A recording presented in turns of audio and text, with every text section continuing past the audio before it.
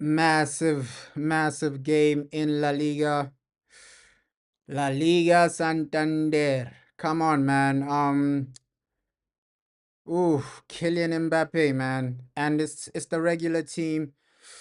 Of course, Jude Bellingham is suspended. He's not here. Brahim, Modric, and Chouameni are the midfielders today. Great midfield. Defense, stable as well. Of course, hey, my guy Valverde isn't there, but Vasquez is there. So it's it's a good team today, right? Especially the attack, Mbappe, Rodrigo, Vinicius Jr. This team is just complete, man. And yes, Real Madrid are missing some players, right? Of course, some midfielders are out, but this team, man, this team. Just so beautiful, so amazing. And for Real Betis, the Brazilian star is starting, man. Vinny versus Anthony, bro. The Brazilian star Anthony is starting. How you doing, bro? Like, yo, the Brazilian star Anthony is starting for Real Betis. Straight from Brazil, Anthony Dos Santos.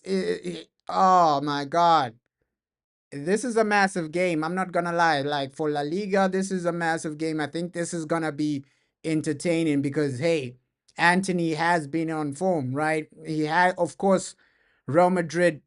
The defense he's going to play against today is different, right? That this defense, Rudiger, Vasquez, Alba, this defense is different, right? So yeah, Anthony, for me, he might have a good game, but hey, the attack, this Real Madrid attack is gonna genuinely destroy Real Betis because of course Anthony and also Isco. I have to give Isco his credit. This season Isco has been insane. Like for Real Betis, Isco, this man is a magician. He used to play for Madrid and now he's back. So Isco this season I have to genuinely give him his credit. He has been unbelievable. He has been a talisman and he has been really popping up in a lot of great situations, right? Isco. Just the way he plays football is unbelievable. So Isco is one to watch out for today for Real Madrid. But genuinely, every time I see Luka Modric start, I'm extremely happy because before this man retires, I want to see him play more games, more games. I just want to see the beauty of Luka Modric because just the way he passes the ball, the way he controls the tempo, the way he just plays football, Luka Modric for me, let's just enjoy him before he retires, man. These are the games you watch just to watch someone like Modric, just to appreciate someone like Luka Modric. Let's appreciate this man before he dies, no, before he he actually retires and is faded out of football, man. Because Luka, he's insane. He's insane as a midfielder, right? And also Mbappe, he's some people call him the face of football, right? Let's just be realistic. Some people say, hey, Kylian Mbappe will be the face of football or is the face of football, but we all know that one day this man will win the Ballon d'Or. Kylian Mbappe, one day this man will win the Ballon d'Or. I'm truly certain of that. And Rodrigo, man, Rodrigo in this attack is just complete for me. Like it has pace, but it also has unpredictability. Of course, Mbappe, Vinny, they'll give you some pace. Rodrigo give you unpredictability. Same with Vinny. And Mbappe, it's just that pace and power with some type of technical ability that can actually destroy you. We saw that against Manchester City in the second leg, right? When you actually sleep for more than even a minute, this attack can actually end you. It can end you when you just fall asleep for even a second. The pace, the technical ability on this attack, it's impressive, man. And Rudiger as well, he's found La Liga of a home in La Liga. I've been impressed with Rudiger like since he joined Real Madrid. He's been going from strength to strength as a player. But for me, Anthony Dos Santos, man, straight from Brazil. Let's see what this man does. Let's see what this man does. His season has been impressive for La Liga, man. His season in La Liga has been impressive. And Anthony, he's just balling out, right? You just see this man strength to strength to strength. And he might be a game changer for Real Betis. I'm not gonna lie and say he won't be. Like Anthony, he might be a game changer for Real Betis. And we heard, hey, Ruben Amorim, manager of Manchester United, genuinely say, hey, the reason there was some other quote of him saying no, Anthony is doing well because there's less physical attributes or something like that. So Ruben Amorim is saying the reason Anthony is performing is because La Liga is less physical. I don't believe that's the case because there are teams he has played this season which are physical. Today, you're playing an extremely physical defense. Rudiger, this man is physical. Vasquez, this man is physical. The whole Real Madrid defense are physical, man. So Ruben Amorim saying, hey, Anthony's only performing because La Liga is less physical. I don't believe that. I think one, it's because the guy is really he's really found his form because they've given him a lot of freedom as well, right? And two, La Liga defenders are still trying to figure out Anthony. The moment they figure out that hey, Anthony, it's hard for him to use his right leg, then they'll actually start defending him a bit better. But right now, they're allowing him to use his left foot a bit too much in La Liga, right? In the Premier League, we never saw that. In the Premier League, every time he tried to use his left leg, a defender forced him to switch legs to his right leg, and then he just passes the ball. So there's that aspect as well. But Anthony, man, I want the guy to actually perform, do well, and do your best, right? Because hey, he's still a Man United player. He's still coming back to Manchester United after this loan deal. Will Man United sell him? It looks like Ruben Amorim doesn't want him, right? After comments like that, it looks like hey, next season truly Man United will sell Anthony. But right now, let's hope the guy actually, well, not now, but this season for La Liga, let's hope he has a good season, man. I just wanted to see like the best of Anthony. It's not like he's a complete failure like of a footballer, right? The guy does have some technical ability. Yes, he's one-footed, but he can pass, and he's shown a bit of dribbling as well. He has some type of skill. He's not completely horrible, Anthony, as a footballer, right? And I know on social media people paint him out to be the worst ever player to ever exist, but that's not really the case, right? Yes, he's one-footed. He only uses his left leg sometimes, but the guy does have technical ability. You see it how he passes, and the connection he's actually building with Isco is impressive, man. I gotta give him credit for that because yo, him and Isco, they've been connecting extremely well, man. I've watched some Real Betis games this season, and him, Isco, that partnership, it looks extremely great, man. And that's what Anthony needs. He needs that 1-2 passing, that is the tiki taka type of football to actually perform. And in some moments, Real Betis have been providing him that, right? At Man United, it was just what counter-attacking, transitional football. But Anthony, he's the type of player that needs support, right? Where he passes it to this guy and then receives the ball back, passes it to this guy and then receives the ball back. That's what he's been doing for Real Betis, and that's where he's at his best, when he's able to actually play with other players, right? At Man United, he was left isolated sometimes, right? Because he had to do the dribbling and then cross, which is not really his strength. Crossing the ball with his right leg, not really his strength. He's more of a 1-2 type of player. Pass it to this guy, pass it to this guy, tiki-taka type of football. That's why I was saying, hey, if Anthony went to, I said this like last season under when Xavi was the Barcelona manager. I was saying, hey, if Anthony went to Barca, I think the guy can do well in that system. But we're seeing him at Real Betis. The guy is performing. Obviously, it's still the early stages, right? He only joined in January. It's still the early stages. Let's see if he performs today, then hey, maybe this is Anthony reviving his career. Because how many players can genuinely perform against Real Madrid? So this is a big watch for Anthony, man. This is a big. I don't really think he will do a lot against Real Madrid because this defense is really really good. I'm happy with the starting lineup from Carlo.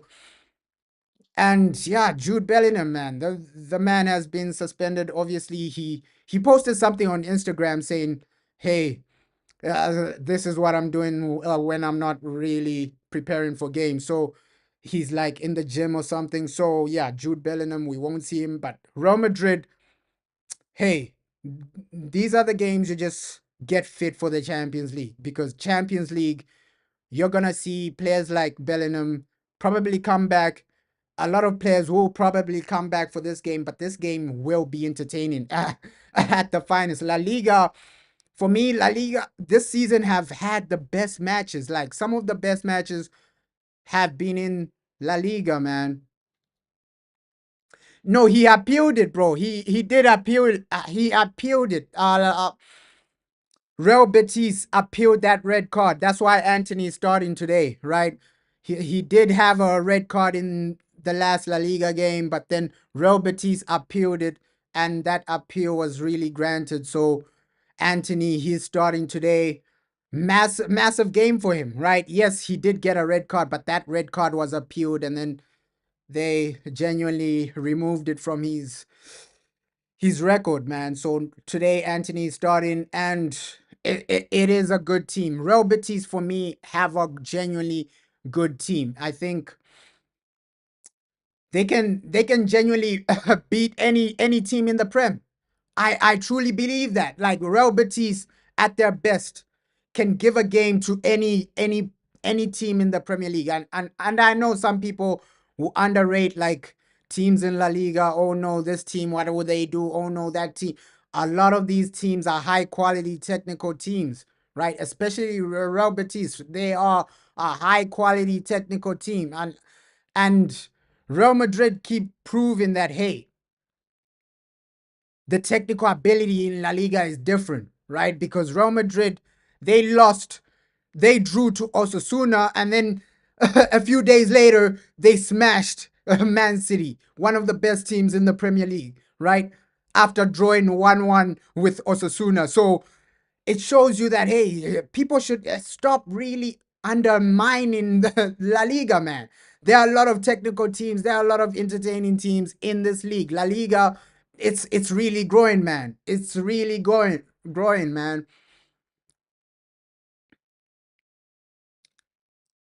Yeah, they do. Except for like Champions League, right? All domestic competitions. If they get like a straight red card, it's like all domestic competitions.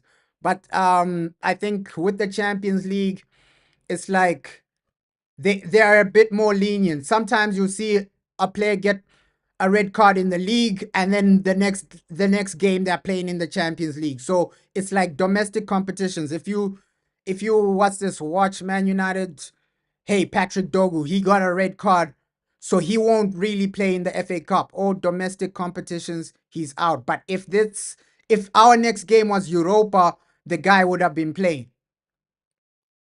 So it's like all domestic competition. I don't know. And we've seen the new law they're making for goalkeepers, right? Footballing associations, they're making a new law for goalkeepers. If a goalkeeper holds the ball, I think it's for more than 8 seconds, then it's a corner for the other team. So that new law will be actually coming out next season, bro. It'll be actually coming out next. I'm telling you right now, bro. That new law will be coming out next season, right? If a goalkeeper literally holds the ball for. Now, Dogu won't start. He's out. He's out. He's out. He's out for tomorrow's game. He's out for tomorrow's game. A suspension, bro. He got a red card. He got a red card. He's out for tomorrow's game. So, yeah, you'll see tomorrow like the starting lineup. He's out. Dogu is out for tomorrow's game. Diego Dalot is gonna start that. Diego Dalot is gonna start that. But for today, man, I'm just so excited for this game.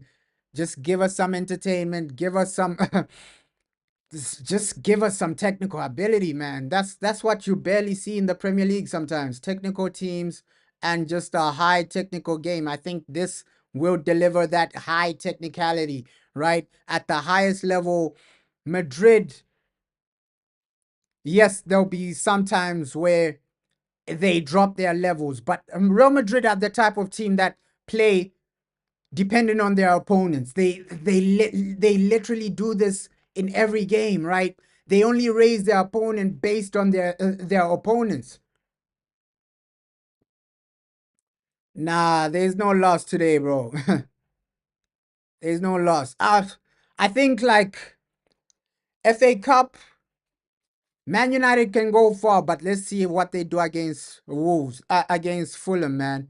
Because we've seen Man United sometimes it's up and down with United, man. Let's be realistic. It's up and down. You never know what this team is gonna do. United are so inconsistent. United are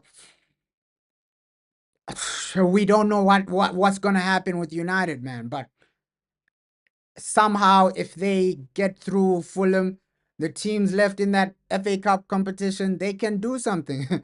I genuinely believe that. Like at their best, United can beat any team in that left in the FA Cup. My main issue was, oh no, Liverpool. Liverpool for me was my main issue. Oh no, Liverpool. But now they're out of the FA Cup. For me, that was my main issue. Okay, if you get Liverpool, yeah, there's no way we're genuinely beating these guys in a knockout competition. But Man City, you can beat them. Newcastle, you can beat them. And the remaining teams in the Aston Villa, you can beat them. So all the teams that are remaining at your best, you can get a result out of them. But saying that United, you're so inconsistent, you never know what to genuinely expect. But hey, for Real Madrid, I see Real Madrid actually reaching either the semi-final or the final, right? Just based on the team they have, like of the Champions League, these guys, I do believe they will beat Atletico, and then in the next round, I do believe they will beat Arsenal. So Real Madrid can go far in the Champions League, right? If they reach the semi-final, I think the trophy might be there as well. I'm seeing a final, an El Clasico final, because even with Barca, the side they're at, they can beat a lot of the teams on that side of the draw. So I won't be shocked if we see this season an El Clasico Champions League final. I think that's what they're trying to do. That's why they put Barca and Madrid on the opposite sides. I think that's what they genuinely want, the Champions League. The Champions League won an El Clasico final. And that will be entertaining, man. That will be entertaining. But yeah, Real Madrid, possibly like in the Champions League, teams that can genuinely stop them. Of course, Atletico Madrid, man. Of course, you can't write off Atletico, but Arsenal, if they get past Atletico, they walk over Arsenal. And after that, anything can happen, man. Anything can happen. Once you reach that semi-final, hey, your eyes are on the trophy. And with this team, a team that has an attack like this, I don't put any other team stopping them, because you have to be defensively aware for two legs against these three players, right? These three front players, Mbappe, Vinicius Jr., Rodrigo, for two legs. Are you going to keep these guys quiet? It's extremely hard, man. So for me, Real Madrid Champions League, I think they might win it this season, right? Of course, Barca, unless they meet Barca, Barca might be their hardest challenge in the Champions League, because we see we've seen the El Clasicos this season, man. Real Madrid have really struggled. Let's keep it real. Let's keep it realistic, man. Real Madrid have really struggled to beat Barcelona this season. So I think in the Champions League, Barca are the team that can genuinely give them the hardest game. So because we've seen Barca actually dominate, not only just just win by luck. They dominated Real Madrid in the last El Clasico, right? So in the Champions League, that's a team you're trying to avoid. Let's hope Barca get knocked out early. But oh, Anthony, man, let's hope he doesn't what's this disappoint this season, because I want to see the best of Anthony throughout a season. Obviously, in for Ajax in the Dutch league, he was performing, right? He was one of their best players. If he can do that in La Liga, it means way more, right? It means way more. If you can be one of the best players in La Liga, one, it means way more. Two, it raises your price tag as well. So we already know that, hey, Ruben Amorim, he doesn't rate Anthony. He might just sell Anthony, and it raises your price tag. That means Man United, they can get Anthony for more than 40 M's. 40 million, that's a lot of money, man. That is a lot of money. If Anthony has an unbelievable season this season, Man United can genuinely sell Anthony for more than 40 million.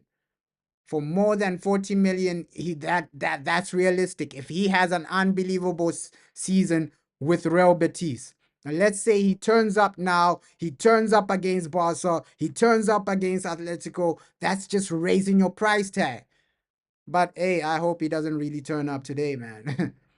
I want Madrid to win this one, and just try and lift La Liga, man. If Madrid can actually win La Liga, that will be massive for Carlo Ancelotti, right? Does that mean Madrid keep Carlo? What really goes on, right? What's really the future? Let's just give a scenario of where Carlo, he wins La Liga, he wins the Champions League again. I don't see Madrid actually firing him, right? If he wins a double, La Liga and the Champions League, they're sticking with Carlo. So that's probably the mindset from Carlo Ancelotti. Let me try and win La Liga. Let me try and win the Champions League, because that's the only way I'm keeping my job. Because we've heard a lot of things of, oh, Real Madrid are trying to actually move past Carlo Ancelotti. But if he wins the Champions League and La Liga, they might just give him another season. That can genuinely happen. So Carlo, hey, for me, he's top three managers of all time, man. Top three. Just based on what he's done, not only for Real Madrid, but also the Milan, AC Milan, and just the Champions Leagues he's won. Even what he did at Chelsea, winning the league. So he's done a lot in football, man. He's really a manager that has literally cemented his name into football history. Carlo Ancelotti's name is in football history, man. Of course, Zidane, he's won back-to-back Champions Leagues in a row.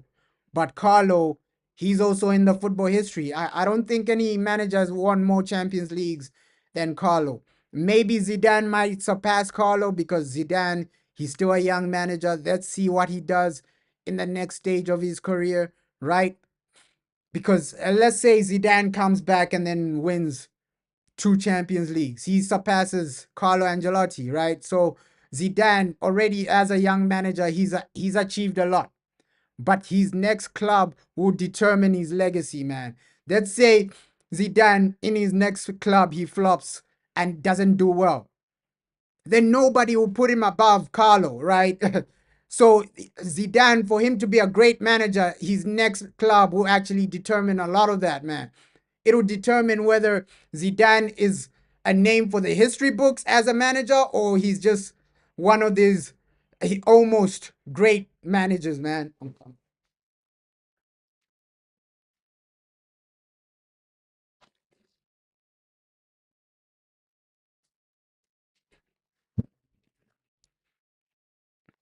Because if we're being real, like, Zidane has the potential.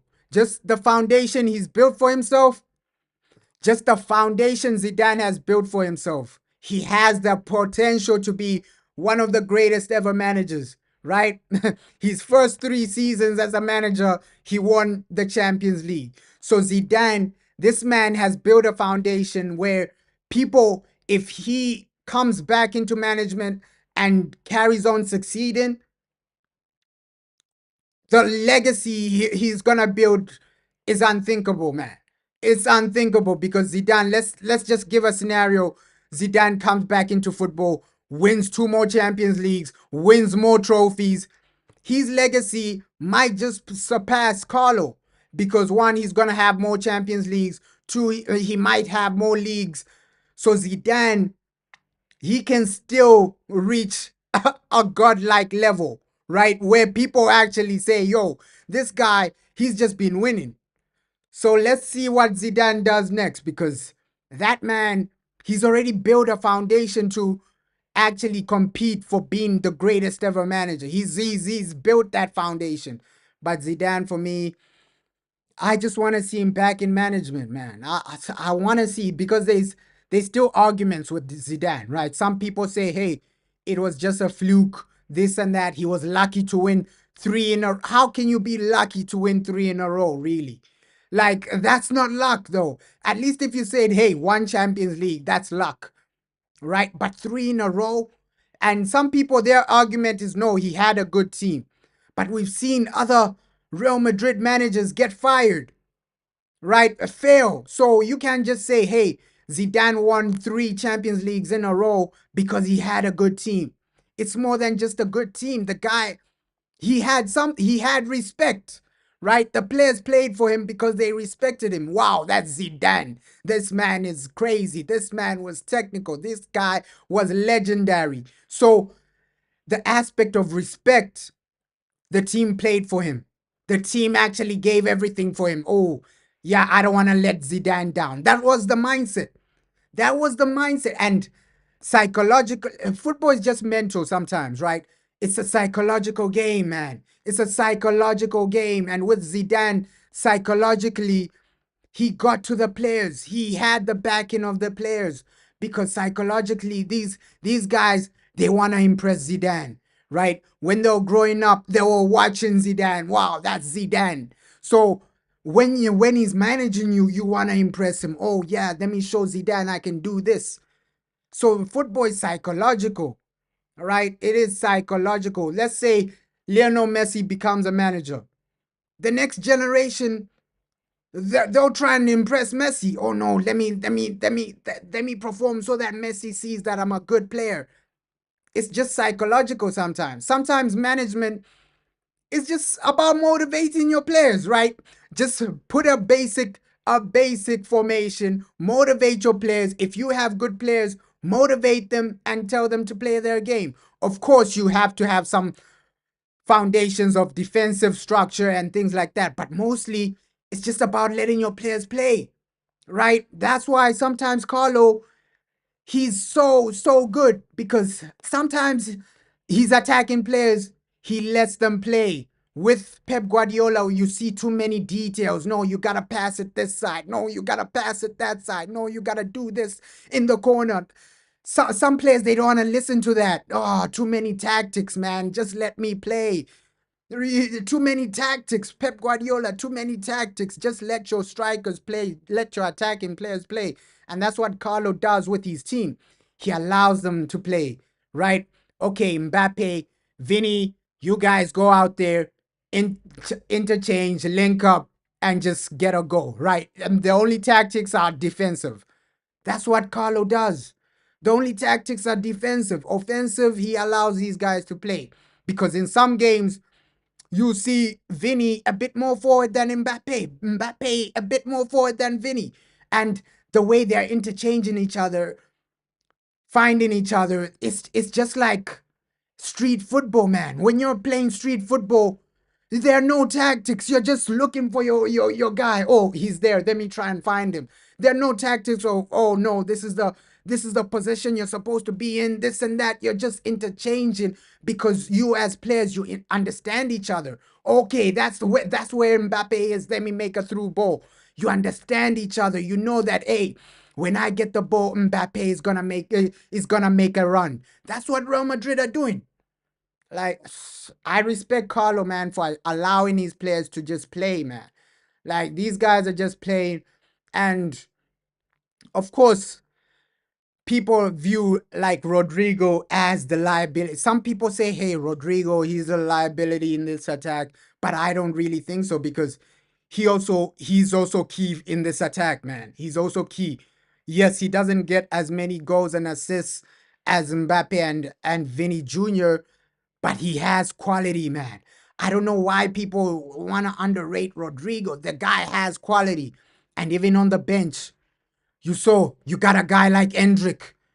So this foundation Real Madrid are building, it's scary, man. It's scary because this team, besides Modric, you got a team besides Modric, besides of course Rudiger. uh, yeah, most of their defenders, but from the midfield and the attack, you got a foundation of players that are gonna be there for at least 6 years. Mbappe, he's gonna be at the top level for at least 6 years. Same with Vinny, same with Rodrigo, right? Chouameni, Brahim Diaz. These guys are going to be in the top level for at least 5, 6 years. Same with their bench players, right? Endrick, Andre Goulet, especially Andre Goulet, man. When you see this guy start week in, week out, oh my God, he's going to be destroying defenses, man. Yeah, Vasquez. Hey, we know that. Hey, Vasquez is a bench player, bro. We know that Vasquez is a bench player. Obviously, Valverde is a better left back than Vasquez. We know that Vasquez is a bench player. Nobody really sees Vasquez as a main guy in the in the Real Madrid team. He only plays when either Carlo wants to rest a player or there's an injury, right? Vasquez, we know that the man is a bench player, right? Yeah, he's not really. I think even next season we'll barely be seeing Vasquez, man. Lucas Vasquez, he's a bench player. We gotta accept that, right? In the Real Madrid team. Even someone like Endrick. Yes, Endrick, in most teams, this guy's starting week in, week out. If he was at Man United, this guy's your main striker. Because you saw in the previous game, first touch, shoots on target. And I've never seen such a young player being so clinical. That's why this guy was so highly touted in Brazil, Endrick. The clinical edge of this guy is insane. His finesse, the way he shoots the ball is insane. And to think this guy's a bench player, it's wow, it's crazy, man. Yeah, he is a right wing back, bro, but is he gonna play right wing? He has to adapt because Vasquez, he knows that, hey, the people I'm competing with, am I gonna get game time if I'm a right winger? So I just have to adapt and play wherever I can play, right? Because with Lucas Vasquez, man, he's a right winger, but are you gonna get game time in the attacking positions, especially with the players Real Madrid have? So sometimes, as a football player, you need to know your level. Hey, okay, cool. I'm I'm not good enough to be starting as a as a winger here. Let me just play wherever the manager wants me to play. And with Lucas Vasquez, he's the type of player that won't complain. Hey, play at right back. Hey, play here, play there. The guy's humble, man. He's gonna play wherever the manager needs him. He's humble. He knows his level, man. He's not like some of these players where, no, I'm supposed to be playing week in, week out as a right winger. He's gonna play with the manager wants him to play, man. Yeah, he did. He did play when Zidane was there. Like, and he was thriving, bro. He was thriving, but as a player, you Lucas Vasquez, I respect the guy, man. I respect you're supporting Anthony today. Anthony can do something though. Anthony can do something though.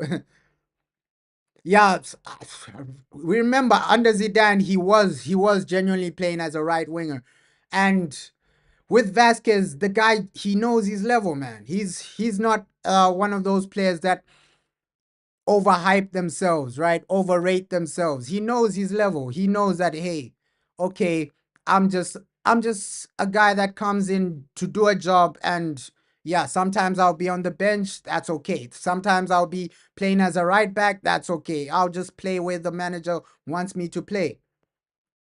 Anthony should come back. if he does well.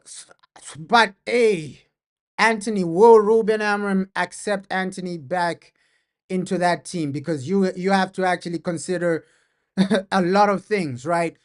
We heard what Ruben Amorim had to say about Anthony. Oh no, the only reason he's performing in La Liga is because of it's less technical, it's less physical. That's what Ruben Amorim had to say about Anthony. Oh, Lingard, man. Yeah, Jesse Lingard. I remember when we brought him back. But if Anthony goes back to United, he's gonna be a bench player because I think in the summer United will spend on a lot of players, right? That will be a summer where they bring in new attacking players.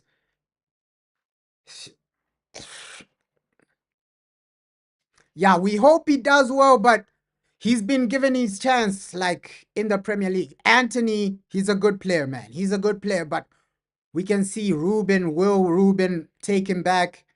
He's the guy that loaned him out, right? Ruben Amorim is the guy that loaned out Anthony. So I don't see him next season changing his mind and saying, no, Anthony, you're back in my plans. Anthony, you're back in my team. He's the man, unless in some situation where Ruben Amorim gets fired and then the next manager likes Anthony. I don't see Anthony playing for United next season, man. Big up, bro. Big up, bro. Hey, Anthony. I know a lot of people supporting Anthony today, man. I don't know like what's really going on, but yo, it's gonna be an entertaining game regardless, man. It's gonna be an entertaining game regardless. La Liga. I think this is highly technical. Both teams have really technical players, and I know a lot of people are giving Anthony credit, but this season for Real Betis, it's been Isco. For me, Isco is the guy you gotta watch out for. He's different, man. Technically different, man. And he's just a player that he keeps it simple, but he makes it look easy. Like the technical skill of Isco is insane. He makes football look easy, but it's not though. That's how he's playing. He's playing at his own pace. Isco is different, man. He is different. Isco. Wow, wow, wow, wow, wow, wow. If United are serious, they go for Isco, man. Because imagine Isco is a massive improvement on Bruno Fernandes in the number 10 role. If you're playing number 10s, Isco is your guy. Like, ooh, he's impressed me. The only thing about Isco are injuries, right? With Isco, the injuries, man, that's what's done up his career. That's what's done up his overall game. But he is technically unbelievable. But hey, today was seeing some technical ability. Isco, Madrid, you got so many technical ballers in this game. And yeah, Anthony as well. So it's gonna be exciting, man. La Liga has cooked up a great fixture today, an amazing fixture. So, oh, come on, man. Yes, we just want to see both these teams just play some great football. But for me, Mbappe gets the go. Like, I, I don't see how Mbappe doesn't score here, especially how Real Betis play sometimes, right? So, Mbappe, he might eat today. He might eat maybe 2 goals. I won't be shocked if Mbappe gets a hat trick.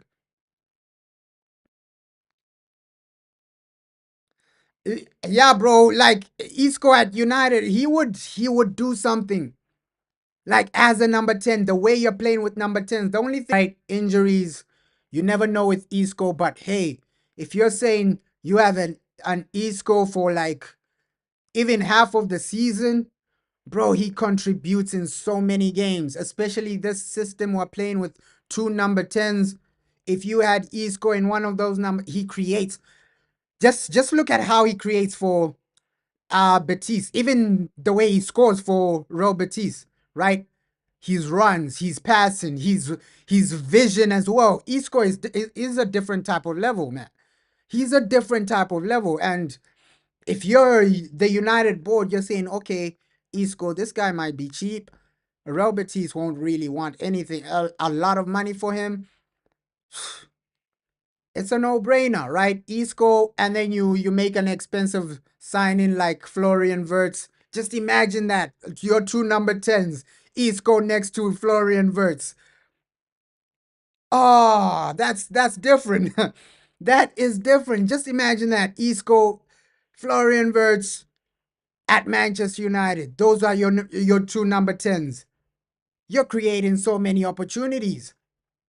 You're creating so many opportunities, man.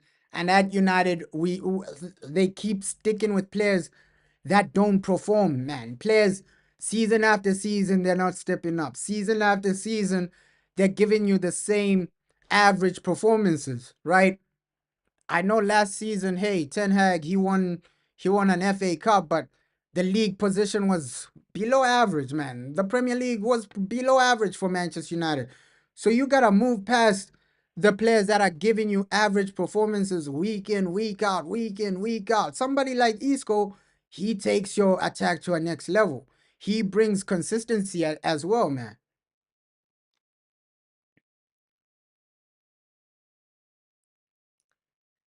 But there isn't gonna be a place for, I I know no pace, but those guys just bring technical ability. Sometimes you don't even need pace. Like when you're just playing with good players, they don't really need pace. I think if you're just playing a good system where with good players, you don't even need pace. Like even right now, if you watch like Lionel Messi, right? Lionel Messi, he's lost a lot of his speed. But I can bet my life that, hey, Lionel Messi, if he went to any league in the world, he's still one of the best players in that league. If he goes to any league in the world, he's still he's lost a lot of pace, Lionel Messi, but he'll still be incredible. Yeah, that would be good, bro. Verts and Amad Diallo. Oh, that would be good, but Isco as well, man. Isco is as well, man. But hey, United, let's just see what they do in the summer, man. If they're really serious, they're gonna bring in serious players. Because, hey, if you're able to spend what? Because Man United, we've seen situations where they spend 80 million, they spend a lot of money, right? Of course, the Ruben Amorim, he's saying, yo, they gotta sell to buy, right? United gotta sell to buy this and that, and we know why. So Jim Ratcliffe is a cheapskate, and that's the situation, and also a lot of debt as well. So Man United, yes, they're in a lot of debt, over $1 billion. That's actually crazy. So yeah, sell to buy might be truthful, man. Yeah, that's what I'm saying. No money though, so you gotta sell to buy, but also these cheap options.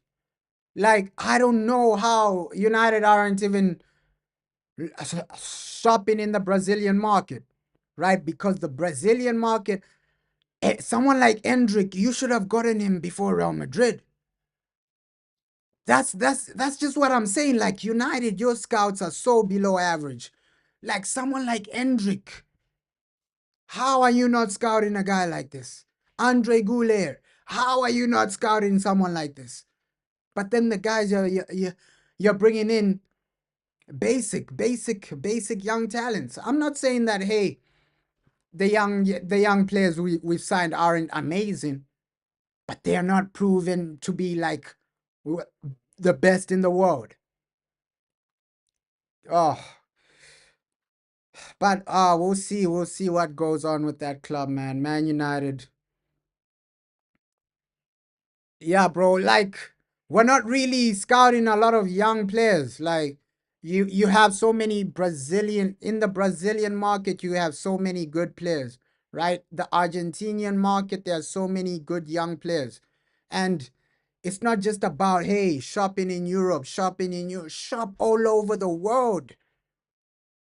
Yeah, Chelsea are always in the Brazilian, but the thing with Chelsea, they're they're buying these young talents just to sell them. It's not about, hey, these young talents are going to come in, improve Chelsea, this and that. They're buying those young talents to sell them eventually and make a profit. So with Real Madrid, they're buying these Brazilian stars, these young talents, for them to be the future. You're gonna be the future playing week in, week out. All right. So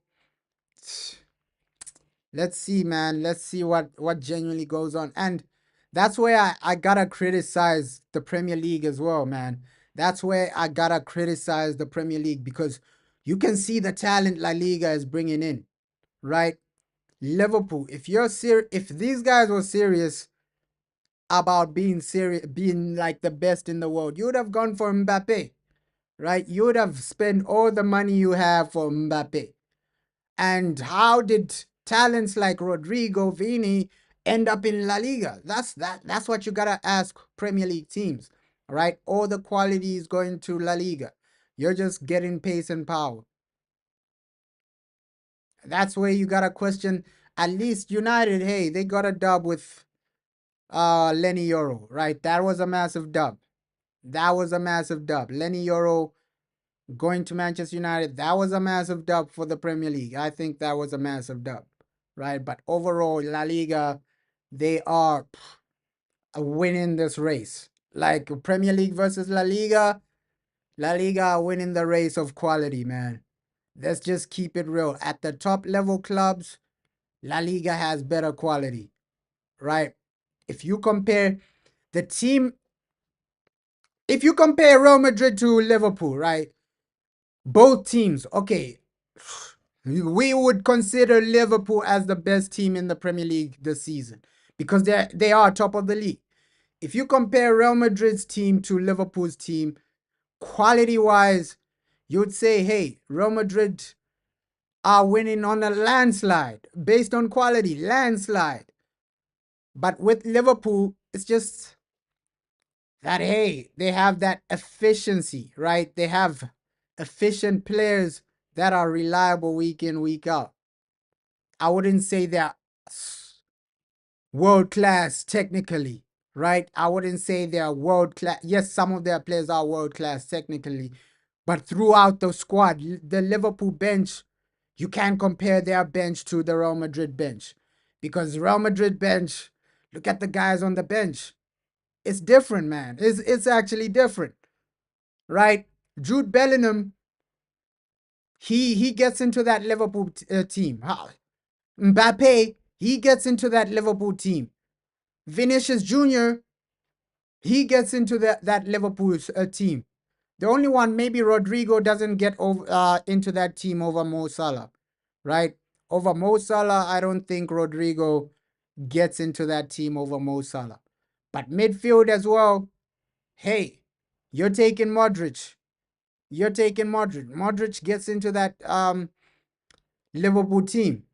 Of course, Liverpool have Virgil van Dijk. I think I would put Virgil van Dijk over Rudiger for sure, because Virgil van Dijk, especially at his peak, right? At his peak, Virgil van Dijk, he just offers you more than Rudiger. Sometimes Rudiger, he's so clumsy. Sometimes he's just clumsy, right? Sometimes he's not as consistent as Virgil van Dijk, right? And Virgil van Dijk, he is a leader, man.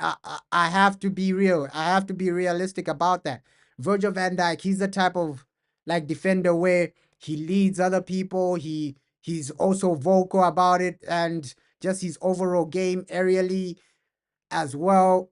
So yeah, defense, I think, yeah, maybe Liverpool have a better defense than Real Madrid. Maybe Liverpool have a better defense than Real Madrid. But goalkeepers, I'm taking Thibaut Courtois, man. Like Liverpool, yeah, a lot of these Real Madrid players walk into the Liverpool team.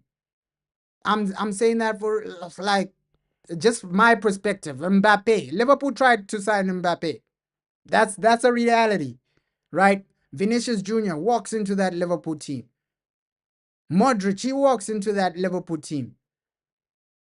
Maybe defenders, you have it hard, because yeah, defensively Liverpool have some great defenders, man. You can't even say that. Of course, Rodrigo, he doesn't walk into the team, man. Yeah, Courtois all day long, man. Like this Real Madrid team, it walks into almost any team in the Premier League. If we're being honest. Mbappe, he walks. Yeah, they also tried to sign Bellingham. So already Liverpool tried to sign two Real Madrid players. So there are so many players at Real Madrid that walk into the Liverpool team. We have to keep it realistic. So based on like quality, like hey, the best teams in La Liga have more quality than the best teams in the Premier League. At least Man City, they're trying to bring in some quality. Mamouche, he's a quality player. You got some quality at Man City. It's just that these guys are having a horrible season, right? Manchester City, their team is having a horrible season. Of course, I'm not saying that hey, they're better than Real Madrid because Real Madrid destroyed them. But I'm saying in the Premier League, which team would you say has the most technical quality? You'd say Man City. Of course, Liverpool are top of the league, but technically, player for player, at their best, right? Of course, Man City are having an off season, but at their best, technically, player for player, you would say, hey, Man City, technically, player for player, have the best team in the Premier League. The best squad in the Premier. When every Man City player is actually fit, I think they have the best technical squad. Of course, based on physical squad, Liverpool have that. Based on pace and power, physicality, and energy to press, Liverpool have that. But based on like technical ability, I think Man City have that. Even like with what the academy guy, Oscar Bob, that guy is technical and he is a good player. Yes, Foden isn't having the greatest season, but Foden, he's more technical than a lot of Liverpool players. We have to keep it honest, right? Bernardo Silva, yes, he's not really performing, but Bernardo, he's more technical than a lot of the Liverpool players. And that's the only player that isn't extremely technical is Erling Haaland, right? Let's keep it real. Erling Haaland is the only player like at City that doesn't have insane technical ability because Pep Guardiola, he relies on technical players. So, and in La Liga, I think Real Madrid edge it a bit, right? With their attack is better than Barcelona's. I just believe that to the core. And the reason Barca are just winning like El Clasico after El Clasico is mainly down to their manager. Hansi Flick, for me, that guy is a top manager. Like Hansi Flick, that guy is a top manager. And the way he's actually revived. This is the Barca team under Xavi that people are saying, hey, Barca are finished. Oh, these players are below average. Well, no, all these players are trash. But then Hansi Flick comes in, and now these players are world class again. Because last season under Xavi, a lot of players were saying, no, this guy Rafinha, he's a bum, man. He's a bum. Oh no, Lewandowski, he's finished. That was the notion. So managers do make an impact, man.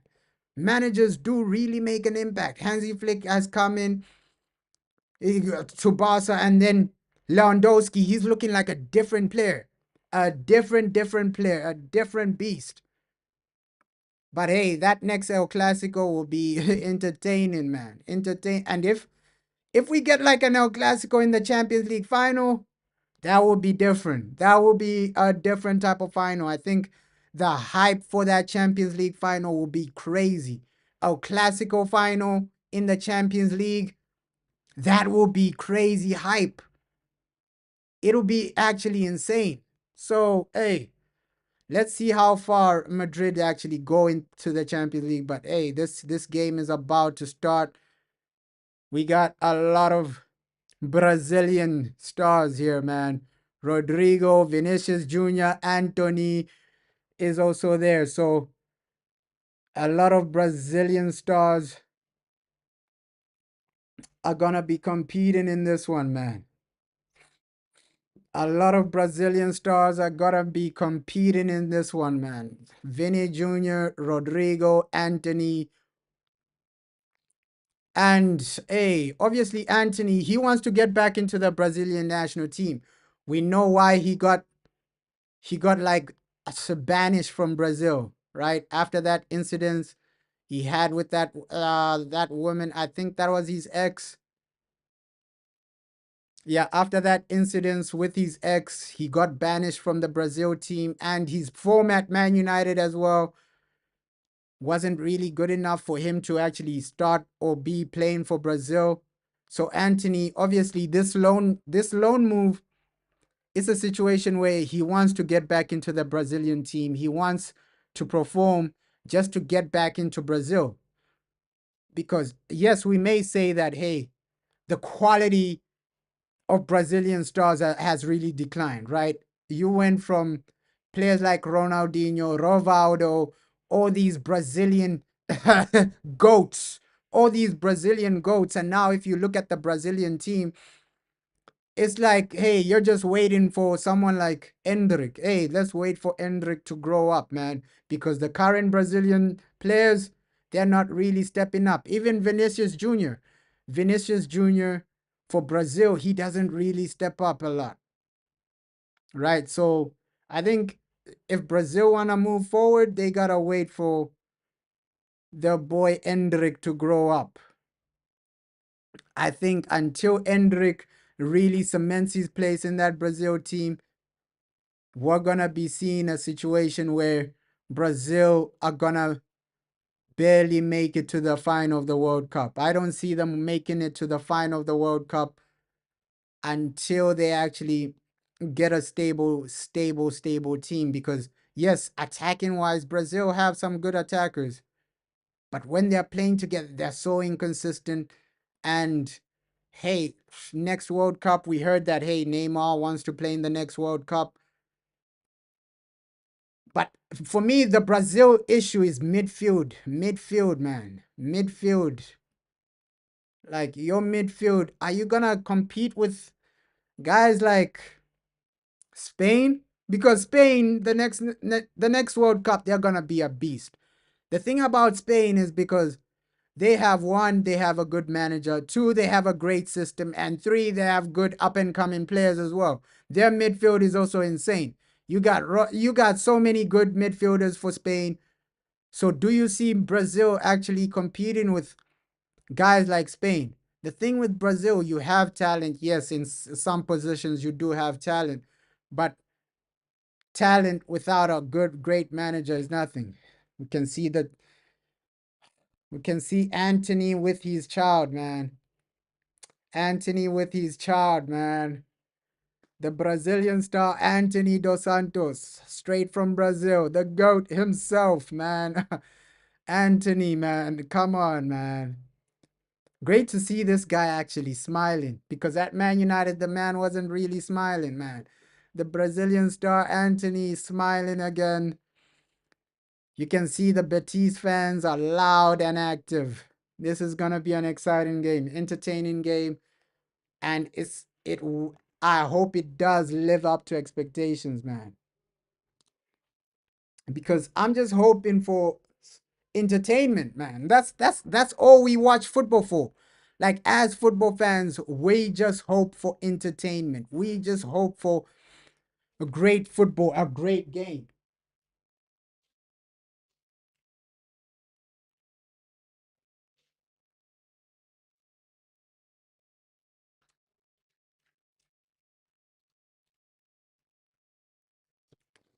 Come on, man. Oh, and this weekend we have some good matches, man. We have some really good matches. Come on. Come on. I just love football to the core, man. I just love football to the core. Let's get this game underway, man. Let's get this game underway. I want to see how both teams actually perform. It's gonna be a technical game. Technical game. You can see Isco, Brazilian star, man.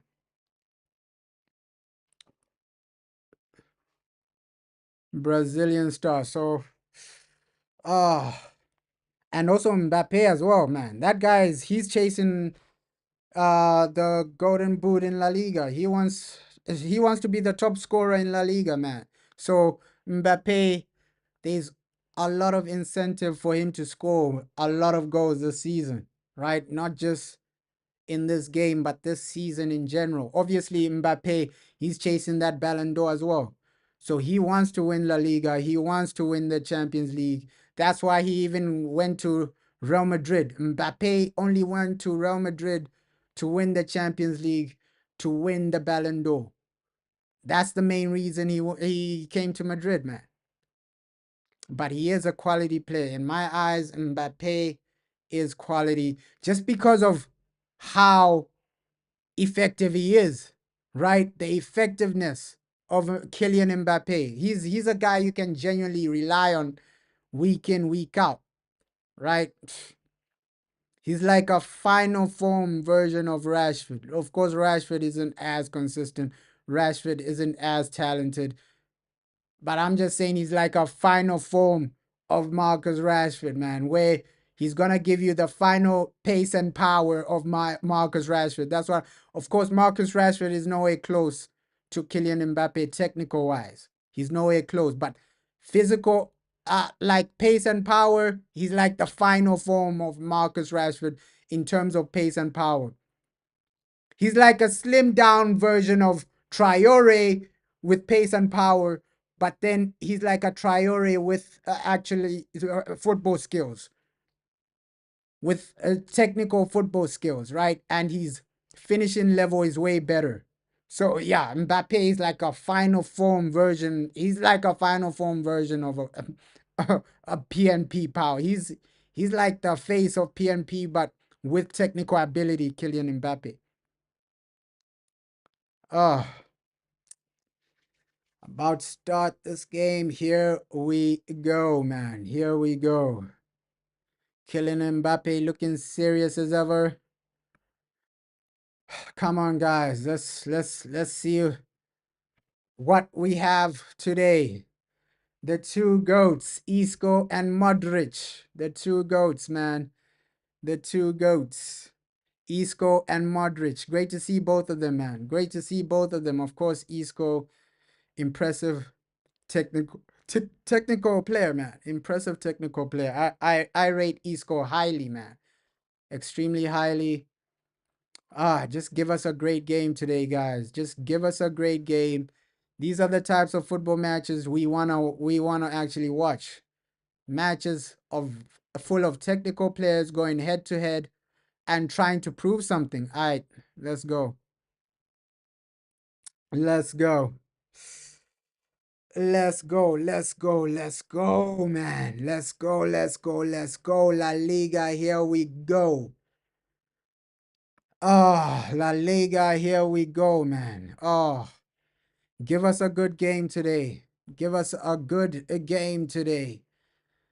And hey, if Betis leave any space for Mbappe to run in behind, that's your own funeral. Like you never do things like that. Leaving space for Mbappe to run in behind, that's your own funeral. Like, hey, if you don't want to survive this game, you leave too much space for Mbappe. And we expected it. I just want to see our Anthony already, man. Anthony already, man. He wants to impress. You can see how Anthony is playing already. He wants to impress today. He wants to impress Anthony Dos Santos, man. He wants to impress today. Anthony already starting looking for the ball. He wants to impress. The guy wants to impress. Oh, come on, man. Come on, man. I always love like the kits from Real Betis, right? The green kits. I love like the color green and this, yo. You can see Carlo, he obviously has a plan, but we know Real Madrid in some games we do struggle, man.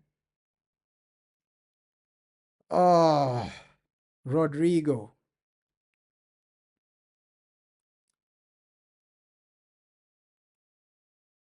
And I do see like in some situations where, hey, the Madrid defense do actually struggle with Isco, man. Isco, he does know a lot of these Real Madrid players, but not only that, the guy is quality. Alaba keeping it simple. Defensively, you'll see Real Madrid actually keep it simple. That's what Carlo Ancelotti loves doing. He doesn't overcomplicate things too much, man. It's just about, hey, keeping it simple, do the basics right. Some managers they fail to do that. Hey, they overcomplicate things, but in the basics, your team is not doing the basics the right way.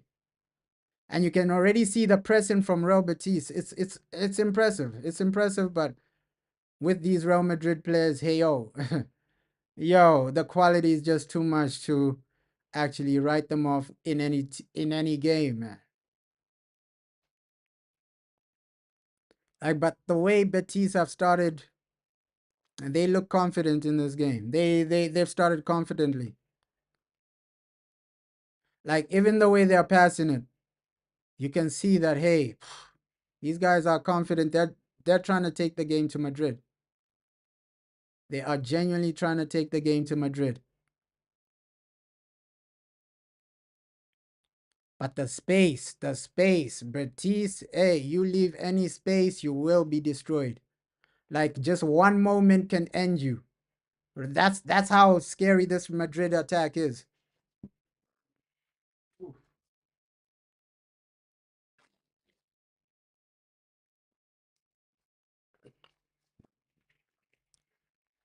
Just one moment can actually end you, man. Madrid don't play around, like especially on in transitions. This attack doesn't really play around. Like transition, they will hurt you. But so far, Betis have been a bit more. You can see both teams are trying to take control. It's still the early stages, but both teams are trying to take control. Ah, let's see which keeper will be the most active.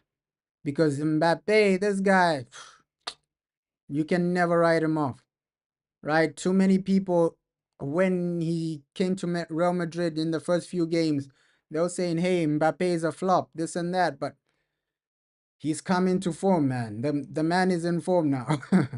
Kylian Mbappe is in form, right? Oh, damn. And sometimes Madrid do play a bit better without Bellingham. Like the midfield is a bit more fluid without Bellingham. I know Bellingham, he does offer you a lot, right? He does offer you a lot, but with Modric there, you just have a bit more composure, man. You just have a bit more composure, a bit more control, and a bit more technical security. Even Brahim is not a joke either. Like, Brahim isn't a joke either. So we're seeing a great game right now. Like Madrid are coming into it extremely well, man. And with Modric, any opportunity you have to watch this guy play, you gotta take it because before the man retires, let's just appreciate the guy, right? I don't know how Tottenham let this man go. And obviously they couldn't have stopped Modric. It was years ago, but yo, Madrid, you gotta give credit to Real Madrid of how they recruit players, how they bring in players, how they buy players, because ooh, still stabilizing in this game, right? Yeah, you gotta give credit of how Real Madrid actually recruit players. Sometimes though, they just go for the best players, right? If a guy is really technical, if a guy is really world class, they'll go and buy him. They will go and buy him. Mbappe, he was really world class in the French league, world class in the World Cup. A lot of question marks of whether he can do it in a top level league because we gotta be realistic, right? The French league isn't on the level of La Liga, man. We gotta be realistic. But if you can do it in a World Cup final, I think you can do it anywhere. That's what I believe. Ooh, great from Modric, man. Wow. And that's why you always need a Modric. Yes, he's older now, but he's still got it. Like technical ability, class never dies, man. That class will never leave you, right? Ooh, Vinicius Jr. Vinny, oh, straight from Brazil, but failed to get past it. Failed to get past it. Come on, man. I think one day we might see that Brazilian trio, right? Vinicius, Endrick, Rodrigo, just starting week in, week out. Ah, straight from Brazil, man. Straight from Brazil. And that will only benefit the Brazilian national team. Imagine if Vinny, Endrick, and Rodrigo starting for Real Madrid week in, week out. That would just benefit the Brazilian national team. Like, yo, your main players are playing in the same club, playing in the same team. It's just gonna benefit Brazil, man. Oof. But I also have to actually give Thibaut Courtois some credit, man. Like, yo, this guy's a top level goalkeeper.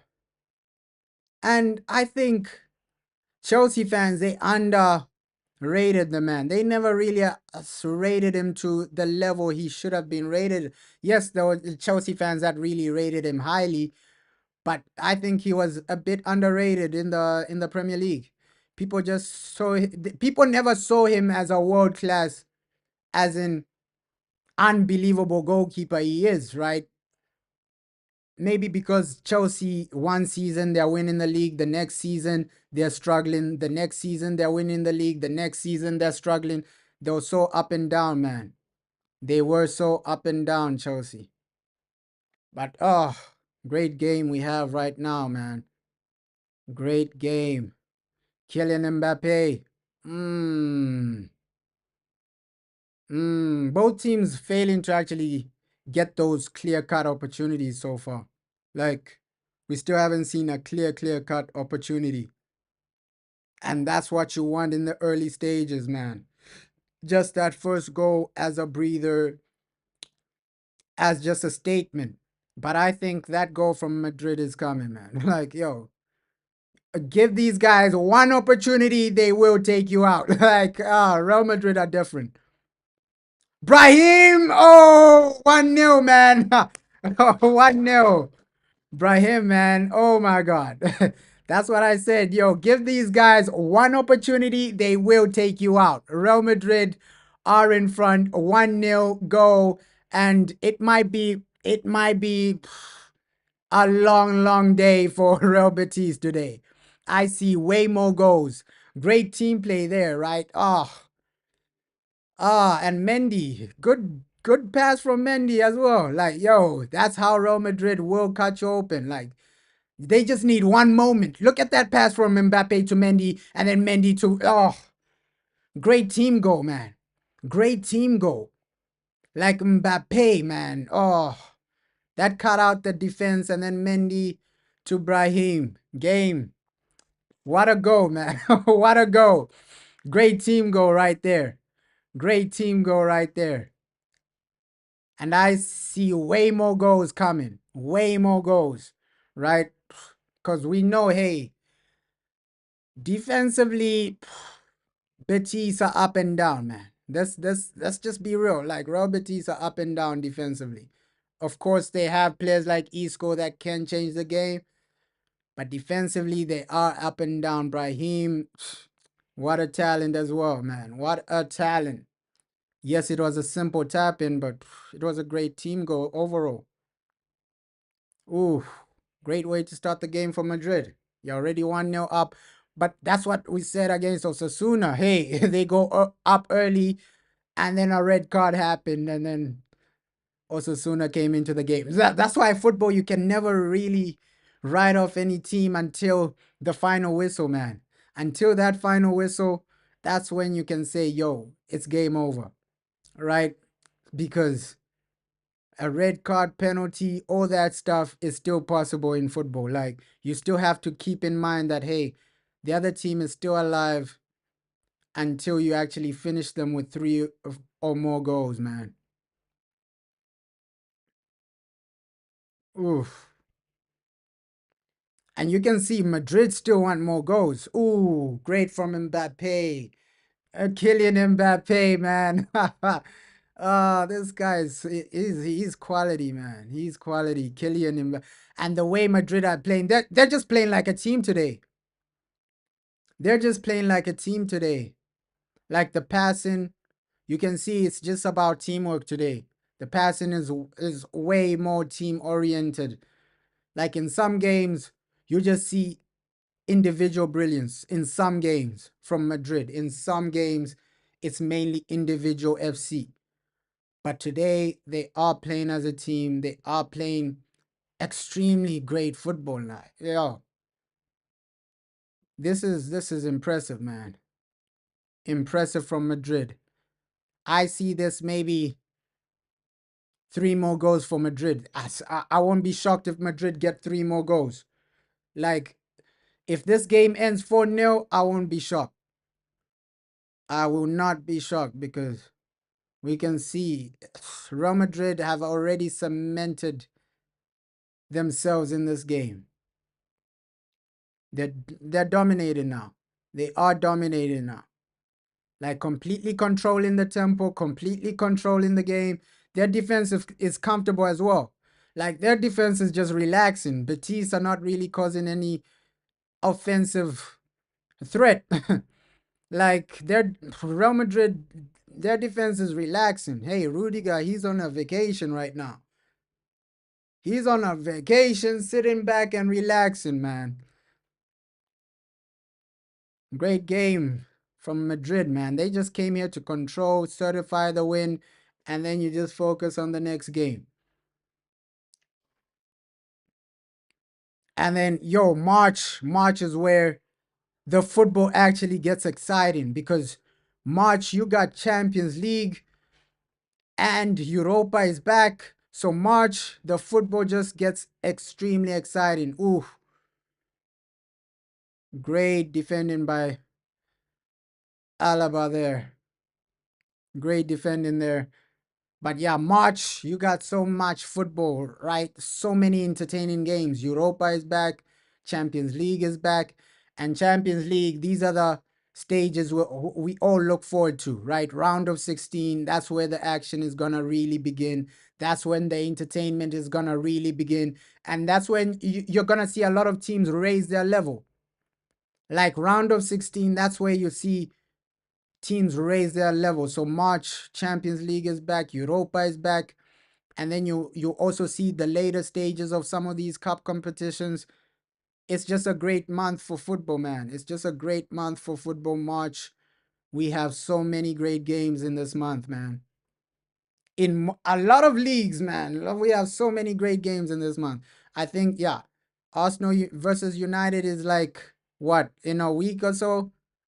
Yeah, it's like on the 8th. So this month, March, you have so many good games just to keep the people entertained. That's what we want as football fans. We just want to be entertained with some great football, man. Like play for the fans, play for the people, man. That's all we want. Like just play the football for the people, entertain. And that's why I love Real Madrid. Their concept is about, hey, getting the best players to deliver, right? Getting the best players, players that are certified, players that will, yes, most of the players Real Madrid signed, they don't really work out, right? We saw Hazard. Hazard was a top quality player, but it never worked out at Real Madrid. Oof. The delivery there could have been better from Vinny. I still want to see a bit more from Vinny in this game, right? A bit more from Vinny, right? I just want to see you take on a bit more people. We see Vinny when he turns up, he's a different animal. When he turns up, he's just dribbling, he's just doing unpredictable stuff.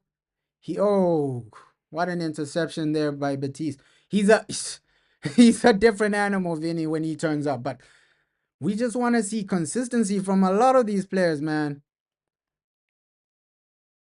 I think that's what's lacking from like modern day players, consistency. That's what's lacking from modern day players. That's why you ask the question of, okay, who's gonna really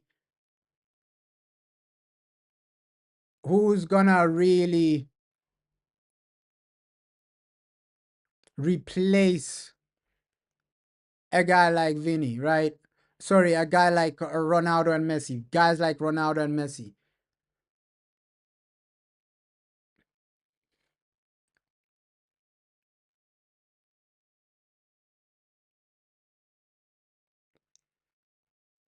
Come on. Ooh, ooh, ooh.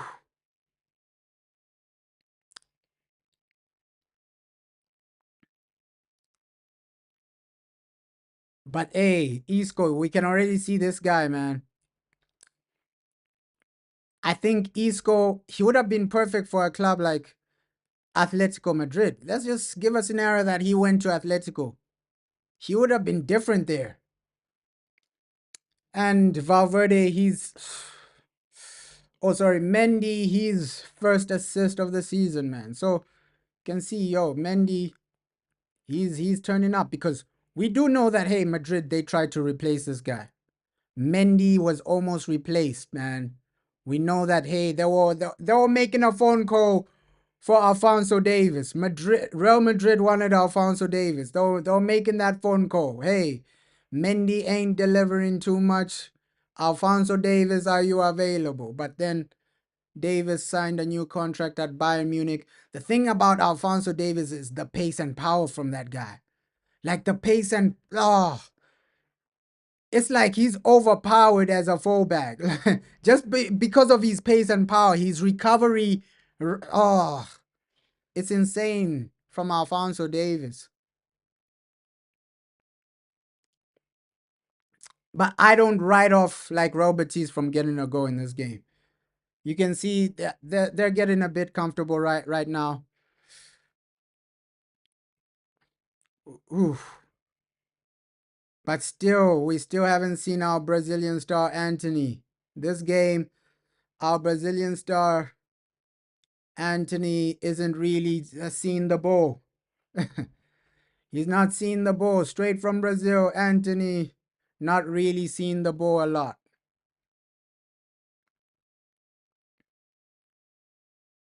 Oh, Kylian Mbappe, man. And this is what he does, right? He's a game changer, Mbappe. He's a game changer because that pass to Mendy was superb, man. I know it looks simple, but it was superb, man. Like, yo, Mbappe, this was a statement signing from Madrid. Statement that no, we want to keep winning. We want to keep winning. When you sign Mbappe, that's a statement signing to say, yo, we want to keep winning. No, we're not ready to give up our crown. We're not ready to give up our Champions League crown. We want to keep winning.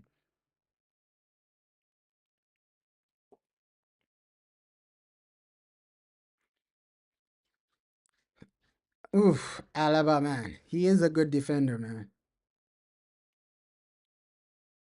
Great defender, man.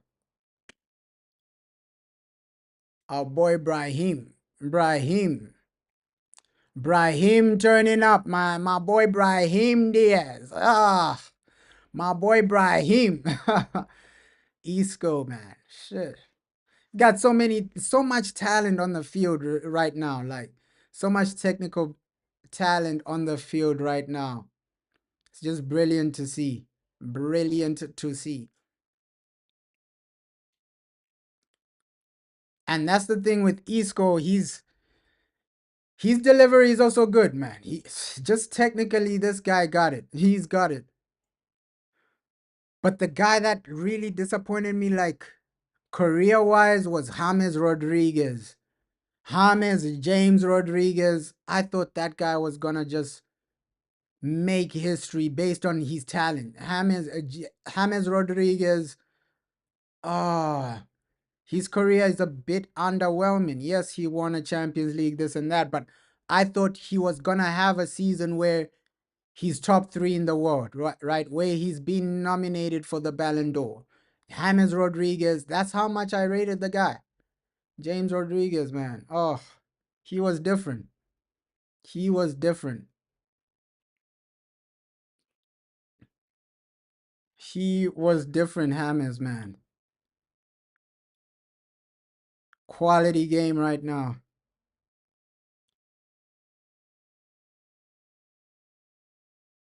And the passing from Rudiger, sometimes it's up and down. You never know what Rudiger is going to do. The passing from Rudiger, sometimes it's up and down, man. You never know what Rudiger is going to do. The big boy Rudes. The big boy Rudes. Rudiger, man. Rudiger, man. The passing is up and down from Rudiger, man. Ooh.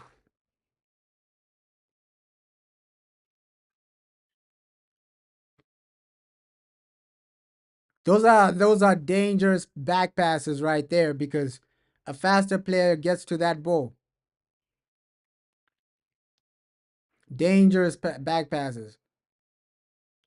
Madrid need another goal before halftime because hey, we know momentum and football.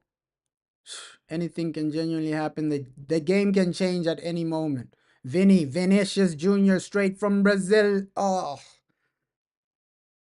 Oh, he could have done better there, Vinny. That's why I'm asking the question, where is Vinny? We want to see more Vinicius Jr., the Brazilian star, the Brazilian wonder. Ooh.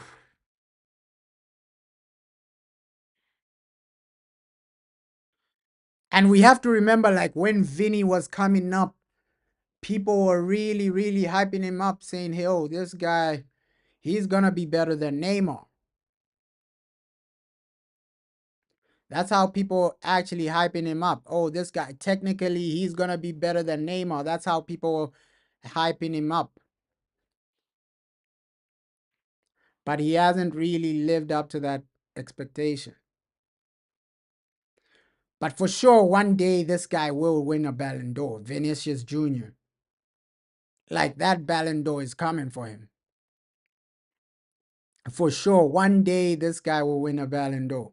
No doubt about it. Him, Mbappe. Oh. And I think Lamine Yamal, right? Him, Mbappe, Lamine Yamal. In the next 5 years, one of them will win a Ballon d'Or. Oof.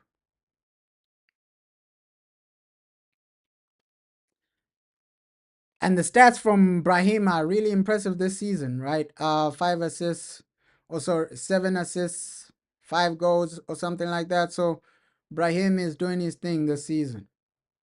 Brahim is doing his thing. 7 assists, 5 goals. Brahim Diaz, man. For a guy that doesn't play week in, week out, those stats are okay, man. Like, yo, 7 assists, 5 goals. For a guy that doesn't play week in, week out, those are brilliant, brilliant stats, though. That doesn't start week in, week out. Like, we know, hey, Brahim, there'll be some games he'll be on the bench. Ooh, I think that was the first real opportunity for Betis. They haven't really turned up to the expectation I thought they would turn up, Real Betis. Today, I thought they would have a bit more chances, but it looks like Carlo Ancelotti has nullified them, man. He has nullified these guys. Like, yo, he's told Real Betis goodbye, goodbye. Today we're just nullifying your chances. You're not gonna see a lot of chances in this game. That's what Carlo Ancelotti told them.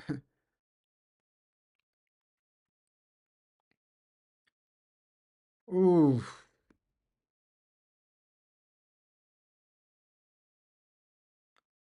Anthony, finally, our Brazilian star. Ah, he falls over, man. Ah, Vinicius Jr. shows him how to be a real Brazilian.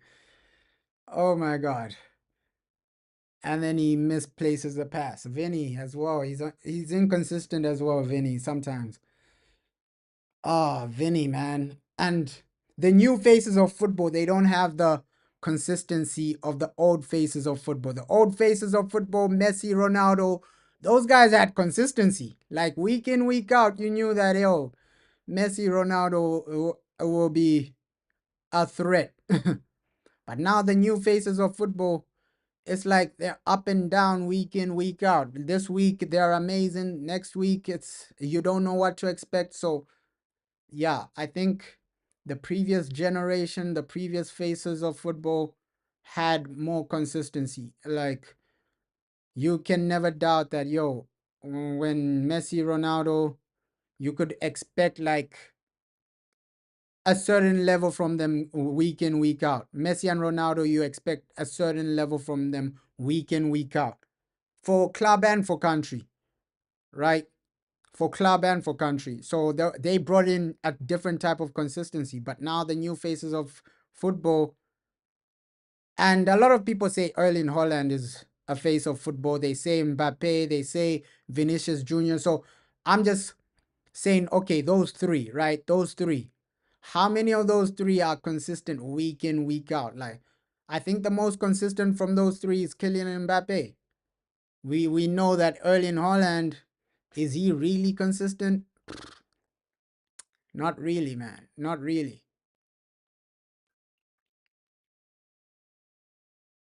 Oof. I just think, yo, Madrid, that's why they were going for Lenny Euro, man. In defense, when you have injuries, you genuinely need bodies for like the summer. A defender is a must for Madrid. We've seen what the injuries have done to Madrid this season, right? I think without like some injuries, they are top of La Liga with maybe 3 to 5 points. That's the gap they would have had. But the injuries, man. And with every team, like injuries are just part of football that I don't really love, man. Oof. Yeah, let's see how some of these new generation of players develop. Guys like Lamine Yamal, Endrick, Andre Goulet, right? Verts, all these young talents, they got talent, man. Let's just see how they develop because we saw with Ansu Fati, oh, this guy Ansu Fati, people were saying he's the next Lionel Messi, and then he's actually faded away. Barcelona want to force him out, so you can never overestimate somebody's career, right? You just have to let them develop. Like Ansu Fati, people didn't. Nobody expected the guy to be finished already. Like Ansu Fati already finished, like already done and dusted. Nobody expected that, right?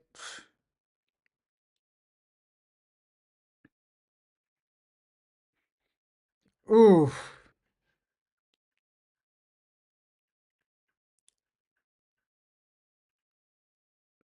come on. They need another goal before like halftime, Madrid. Because the way, I think Betis, they still have a goal in them. They still have at least one goal in them. The problem with Real Betis in this game is like, they're failing to gain a pattern of passing, right? So they're failing to gain some type of momentum and gain like a chance where they can genuinely get a shot on target.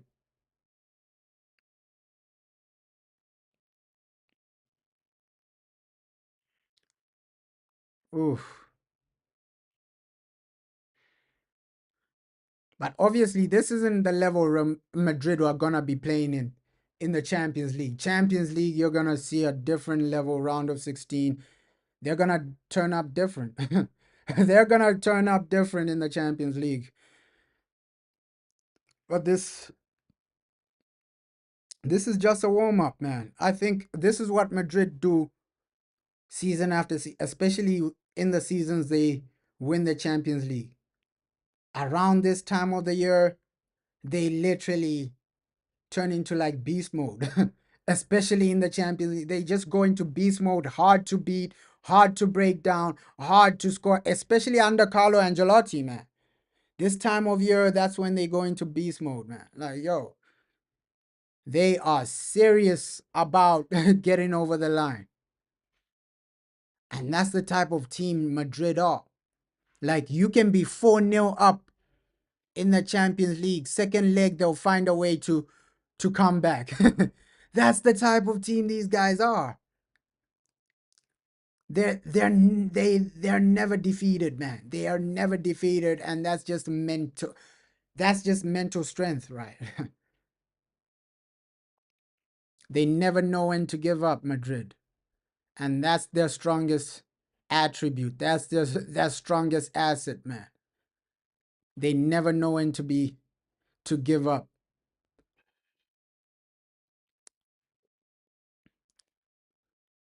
Oof. The delivery from Betis has been poor, man. Like, yo, I expected a bit more. Like, just deliveries. Yo, even the crosses a bit poor, man. I expect. Oh, that was a great pass though. But again, delivery a bit poor. Betis, I expected more from their delivery, man. I genuinely did expect more. Like from the previous game, Real Betis had like better delivery than this. I expected a bit more. Right, this is underwhelming. Oh, that was great delivery from Isco. 1-1. That's why I said, yo, these guys still have a go in them. This is gonna be an entertaining game. 1-1, man. Their first real opportunity, and they score from the header. Isco. Damn. And I said it, their previous game, their delivery was good, but then, yo, he turned up with that cross. That was a great cross. 1-1. Oh, oh. What a cross from Isco, man. Johnny with the goal. Oh, my God. Hey, he's representing for America, man. 1-1. What a header. He's representing for America, man. What a header, man. Oh my God, what a goal there. Isco. That's the delivery I expect from Isco, though. That's the delivery I expect from Isco.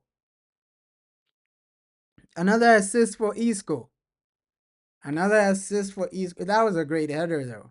But who was defending him, though? That was poor defending as well. You gotta ask Rudiger, where were you? Rudiger, where were you? That's the question you gotta ask. But what an equalizer, man. Rudiger, where were you? Because those are situations where Rudiger normally he deals with them. He deals with those situations easy, comfortably, and it's just a basic defending error, right? Rudiger, we gotta blame you for that one. Like you should have been there covering some type of ground as well. But it was a great header, man. Great header, great cross. Let's see. Let's see how this game develops, man. I knew these guys had a go in them. Real Betis, man. I knew they had a go in them. Oh, and now they're finding some type of momentum, attacking way better. Ooh, Isco, man. Watch this guy. You gotta watch this guy 24/7. Isco. Wow. What a player, man. What a player, Isco. But I still see Mbappe getting a go in this game. Our boy Kylian Mbappe. There's still a go for Kylian Mbappe. Come on, man. Ooh, poor passing right there. And this is the situation Real Madrid wanted to actually avoid. Right? This is the situation Real Madrid wanted to avoid. Ooh, you didn't want to get yourselves into a situation where Betis get the goal, get the equalizer, and now they have a bit more confidence. Vinny, we need you to turn up now.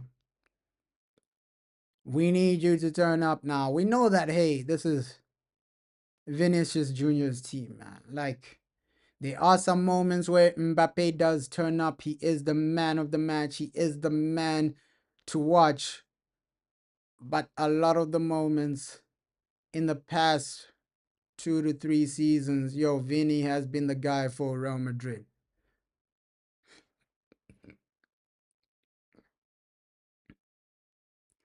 But then the season Modric won the Ballon d'Or, he was different. He was different. Like, yo, that was a different type of Luka Modric. That season when he won the Ballon d'Or, that was a different type of Luka Modric.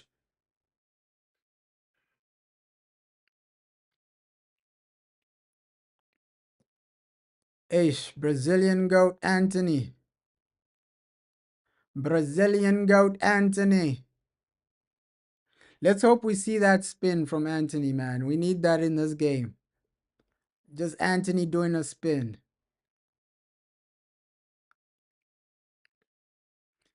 But it's a great game so far, man. It's a great game. Great game, man. Ooh, the pass from Mbappe needed to be better there. Like, come on. That was gonna be a great counter. The pass from Kylian Mbappe needed to be better there, man. It needed to be better there. Like, wow.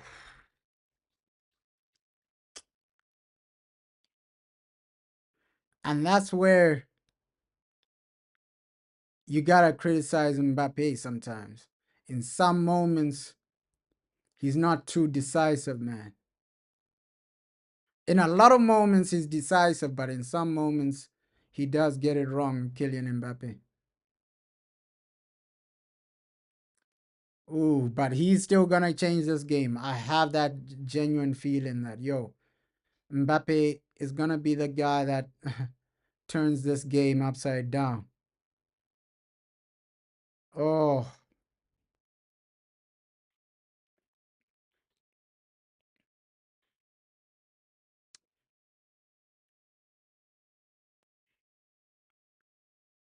but Betis have coped well with this game, right? First stages, Madrid was literally dominating. Madrid was literally in control, especially after they scored the goal. Like, yo, they were controlling. But now you can see Betis, yo, they're the ones with momentum now. They're the ones trying to control the game. They're the ones trying to get the goal now. And now Isco has just come to life, man. After that corner, Isco has just come to life, man. Was seeing him get the ball a bit more, the passing as well from Isco. So yeah, the man has come to life as well, man.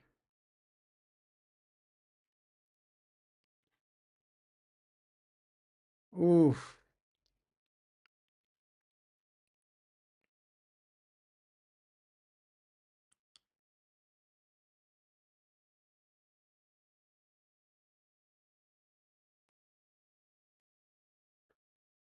Yo, just a few more minutes until halftime. If Madrid can get that goal before halftime, it literally puts them into a better position, into a better situation because like this, it's extremely difficult, man. It's extremely difficult. You gotta finish these guys right now.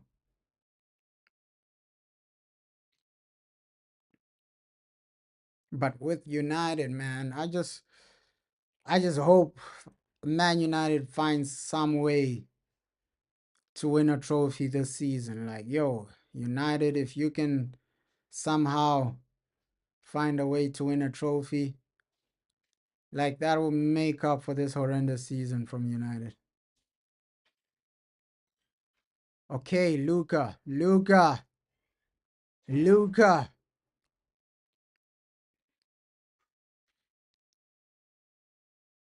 And that's what I love about Vasquez, man. The guy just keeps it simple. He doesn't want to overcomplicate things. Lucas Vasquez, he just wants to keep it simple, man. He doesn't overcomplicate things. He knows his level, man. He knows his level. He doesn't try to overcomplicate things. Like there's some players that wanna try overcomplicate things when they know they're below average.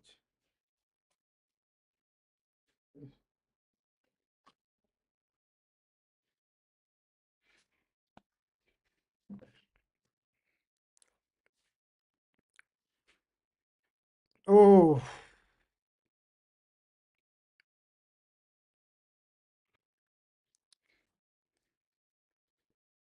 great game. Like for the people that just love football, man, this is a great, great game, man. Ooh, sweeper keeper, man, sweeper keeper, saving Betis there. Oh, technically, man, I wish Isco was at Man United. Look at this guy just move the ball. Look at this guy just move the ball, man. I wish he was at Man United, Isco. Look at this guy just move the ball, man. Oh, beautiful player. The way he passes, the way he moves the ball. Anthony, that was a great cross from Anthony, though. That's the best thing Anthony has done in this game. That's the best thing Anthony has done in this game. Oh, I can feel his frustration, brother. Oh, you should be connecting with those ones. Oh,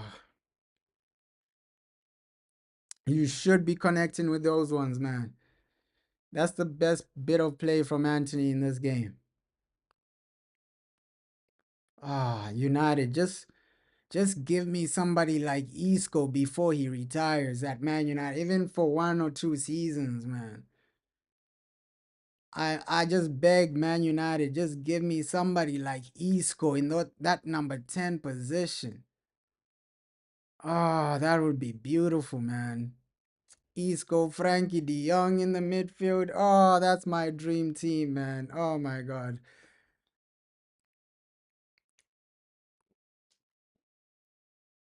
Ooh, Mbappe. Mbappe, come on. Corner. Nice. Nice.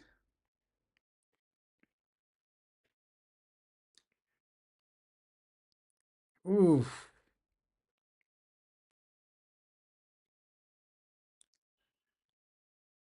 The rain, man, is becoming hectic. You can see some of the players. And sometimes rain, it can be an advantage, man. If you're playing football, like sometimes can be an advantage just when it's not raining too much. Like it just cools you off because you're sweating a lot, you're running a lot. If it's just drizzling a bit, then the rain cools you off. But heavy rain is never the best situation, man. If it's just drizzling a bit and then the rain is not too much, it's just cooling you off. I think yeah, those conditions are okay. Like when you're playing football, you're sweating, and then it just cools you down while you're running, man. But then heavy rain, oh, it's horrible, man. It's horrible because while you're running, it's getting into your face, getting into your eyes. Come on, man. Nobody wants to play in those conditions. Like even the field, sometimes it'll be too damp. Like when you're running as well, the rain. When it's not too much rain, it's beautiful because you're running and then it cools you down. The rain is cooling you down. But when it's heavy rain, it really affects your game sometimes. Ooh. Oh, Brazilian star tried to shoot. Brazilian goat tried to shoot Anthony, man. Oh my God. The Brazilian goat, he's taken the situation into his own hands. He's saying, nah, nah, nah, nah, nah, nah. I'm gonna score the winning goal right here. Courtois, what a save, man. Good save. Good save to deny the GOAT, Anthony. Oh, another good save, Courtois. Courtois, Courtois, Courtois, man.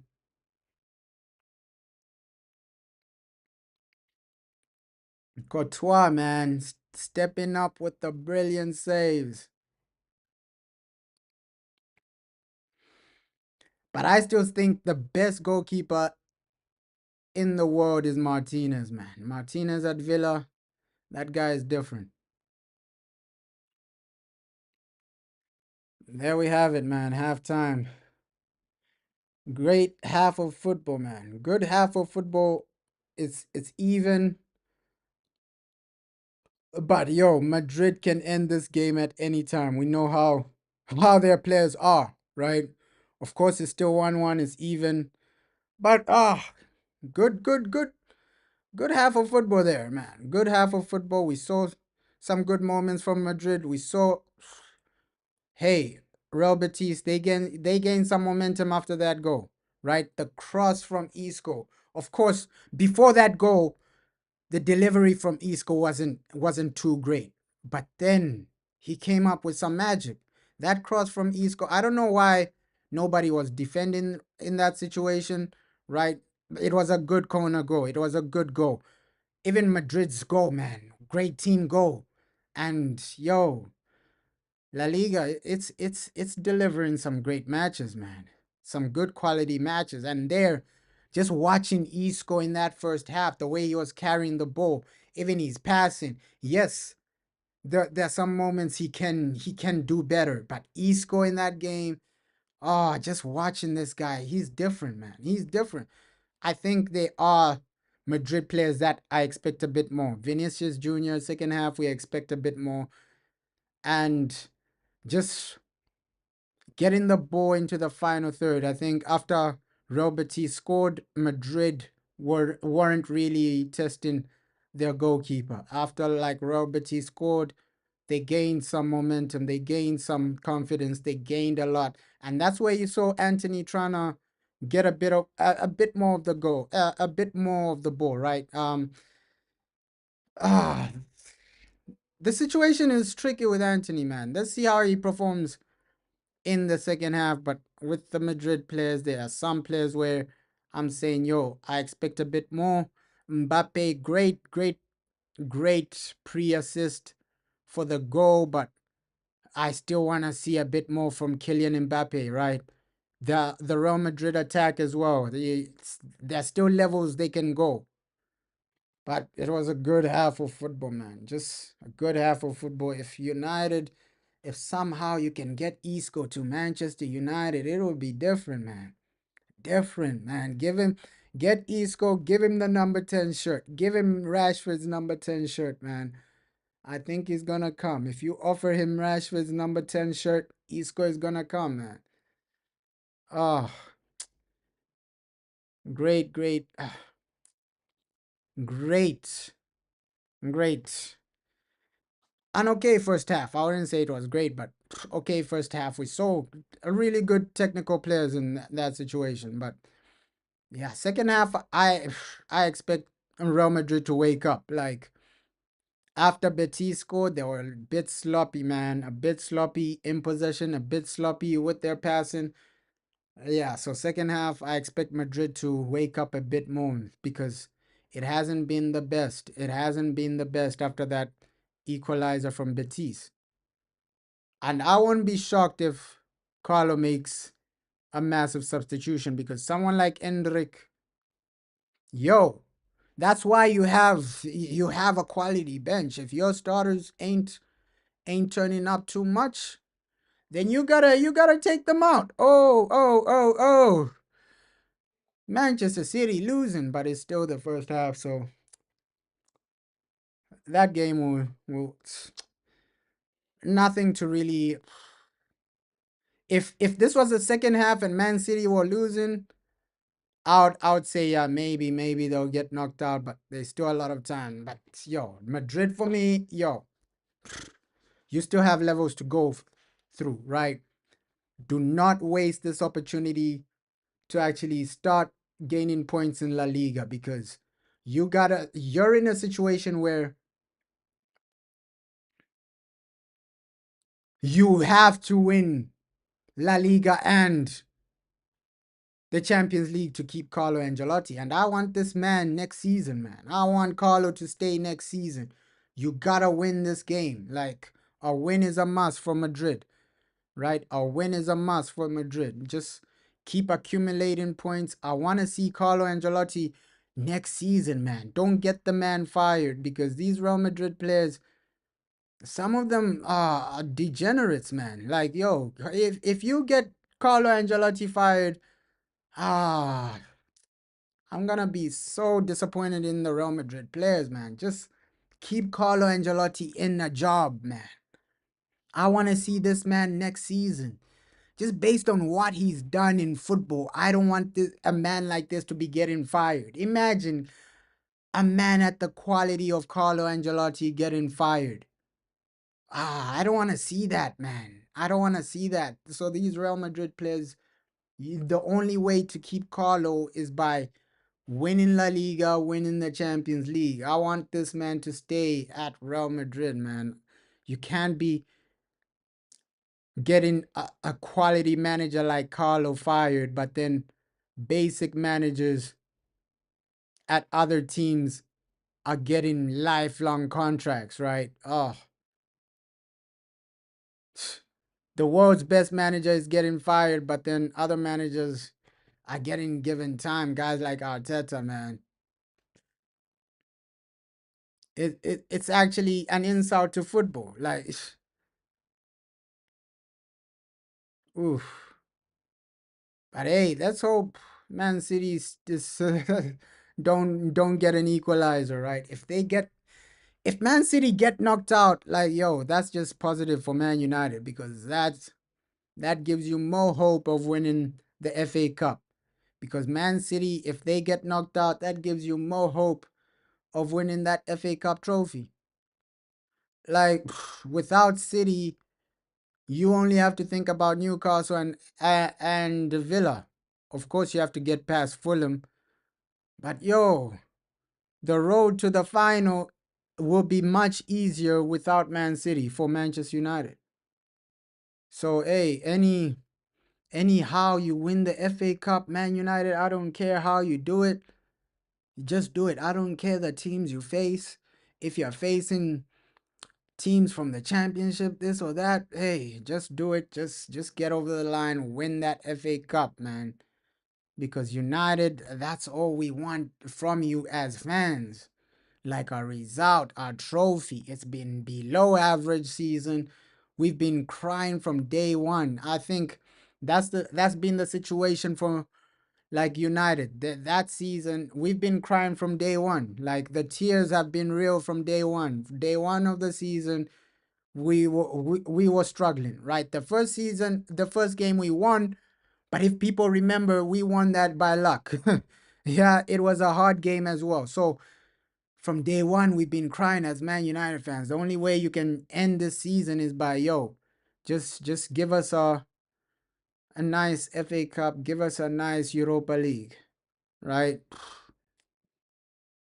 But hey, this game, man, this game.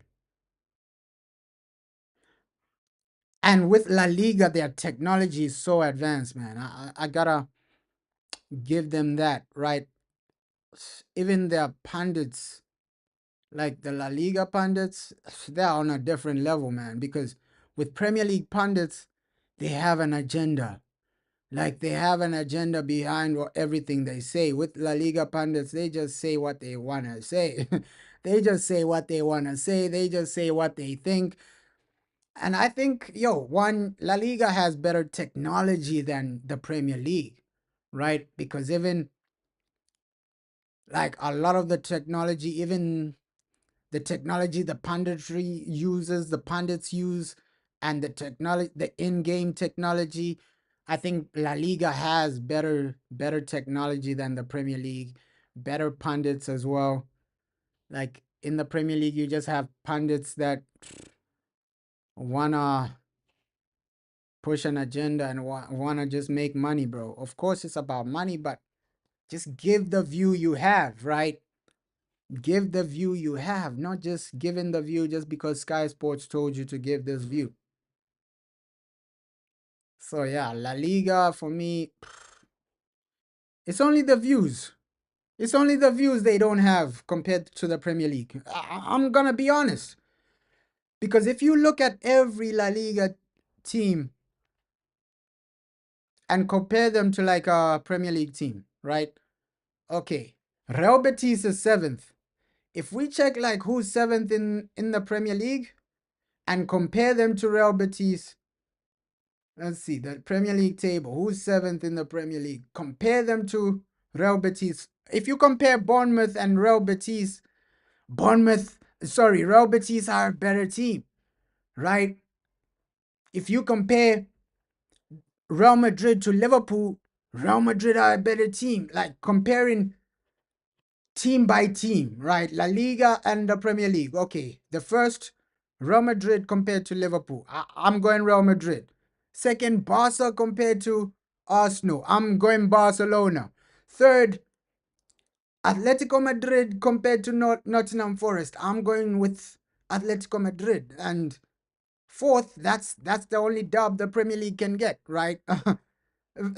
Athletic Club compared to Man City, of course, Man City, right?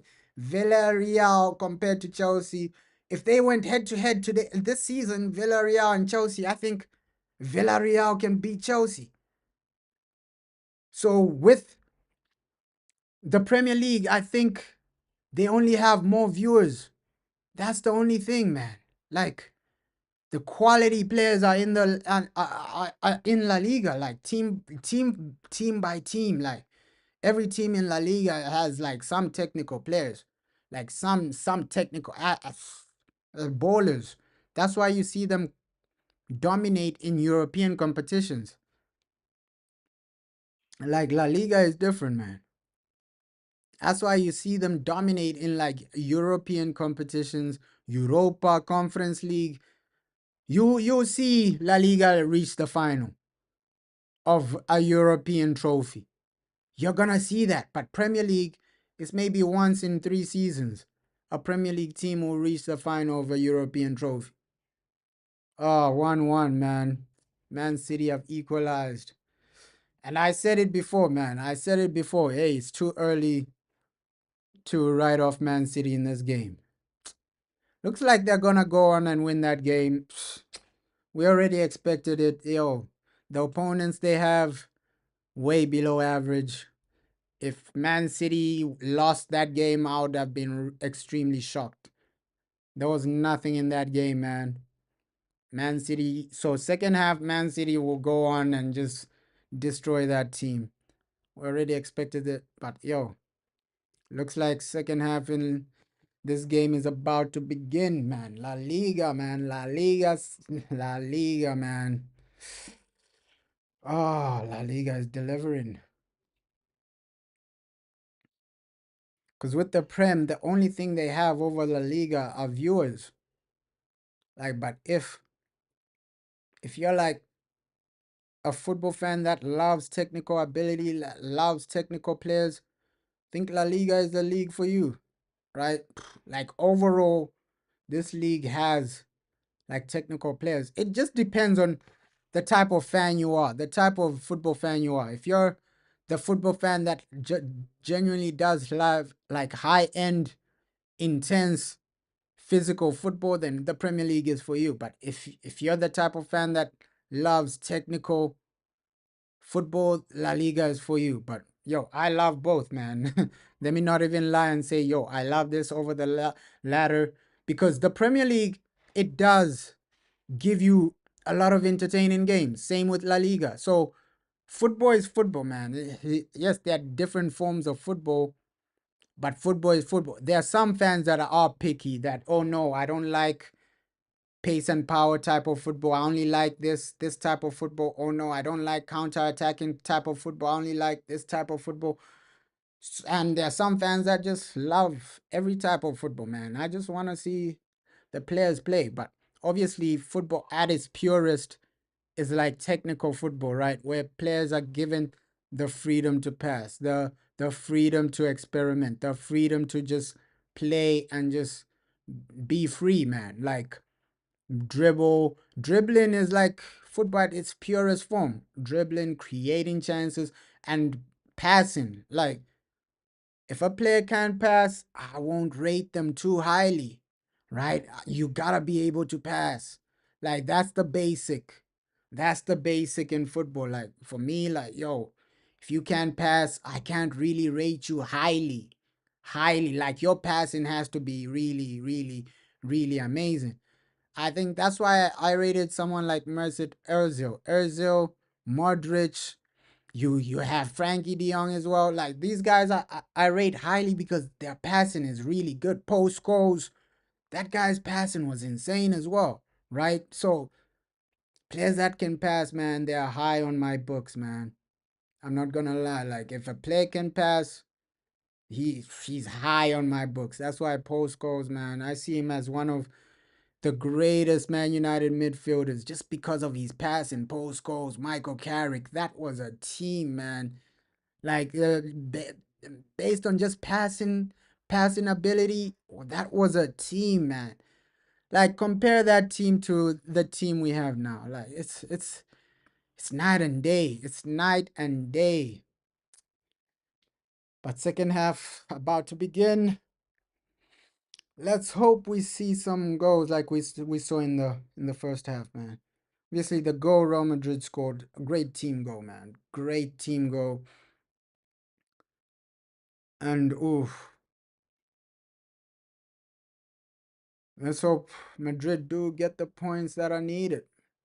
But the weather as well. Ish. Let's go. Second half. Let's go. The weather as well, man. It might just affect some of these players. Let's do this, man. Second half.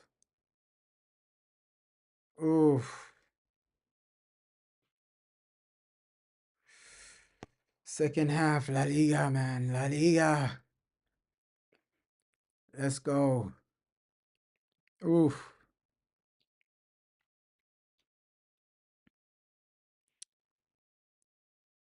Gotta see more from the attack from Real Madrid. So this half, it's about yo, what does the attack genuinely do? Like, do they turn up? Do they just sleep, man? Because there's some games where Real Madrid don't really turn up attacking wise,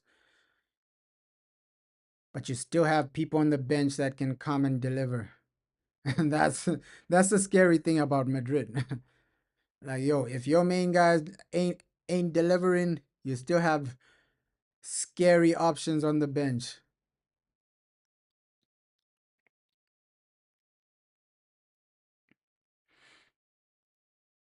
Can see our Brazilian star Anthony. He's looking for the ball now. He wants to make an impact though. It's great to see the guy actually smiling. At Man United, the man stopped smiling. He stopped smiling, man. And with Anthony, the guy he's got a great vibe about him, man. Isco, different, different, different from Isco. That that block was really vital because I think that was going in. Now counter from Madrid, Kylian Mbappe. Ah, come on, Kylian. Should have gone on the right. Passed it to Vinny, bro. Passed it to Vinny. Should have gone on the right. Passed it to Vinny, man. Come on. Ooh, you should have passed it to Vinny, man. That was a bad, bad, bad, bad choice. Brazilian star Anthony.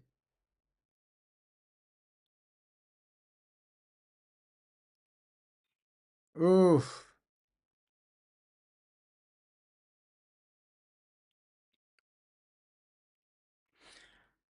This is gonna be a tight half. Both teams are gonna try open each other up, but this is gonna be an extremely tight half of football.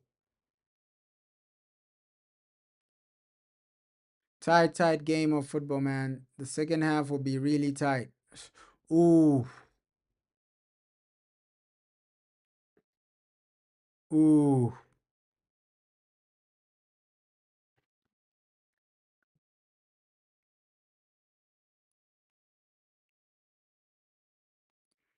Second game will be really tight. Second half will be really tight, man.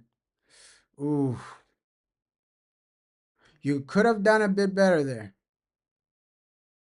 Poor foul. Poor foul. You could have dealt with that a bit better, man. Extremely poor foul there. Extremely poor foul.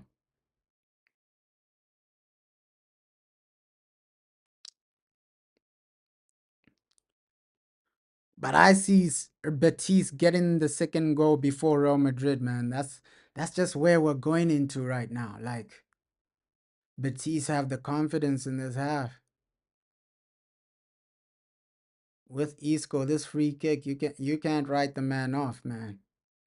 Can never write the man off. This guy's a magician.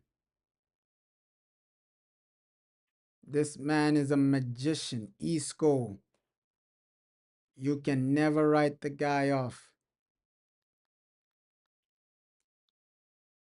Ooh.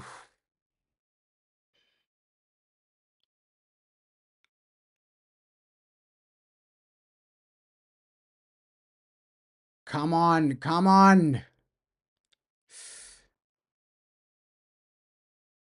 What do we get from this?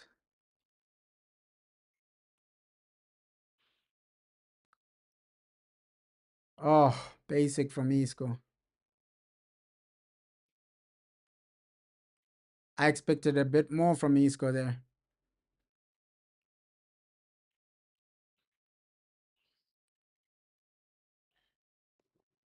Oh,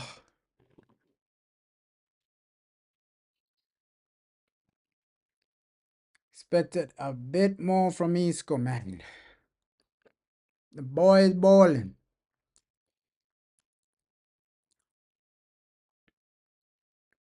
Kylian Mbappe. My Kylian Mbappe. Oh, this guy is different, man. Kylian.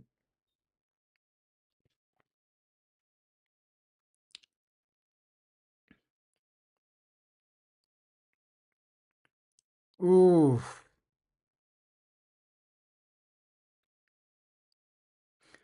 Great hold up play there, right? Some good hold up play. Some great hold up play. Like Madrid are doing their thing. Coming into this game a bit more. Ooh, there's a pass there. Vasquez. Oh, there was a pass there, man. But better from Madrid. Better from Madrid, man. Better from Madrid. Ish. Better from Madrid right now. Come on, guys. Come on. Get that goal. Get that goal. Gotta do this for Carlo. Carlo Angelotti needs you. Big Carlo Angelotti needs you. Ooh, Vinicius Jr. Ah, come on. Ah,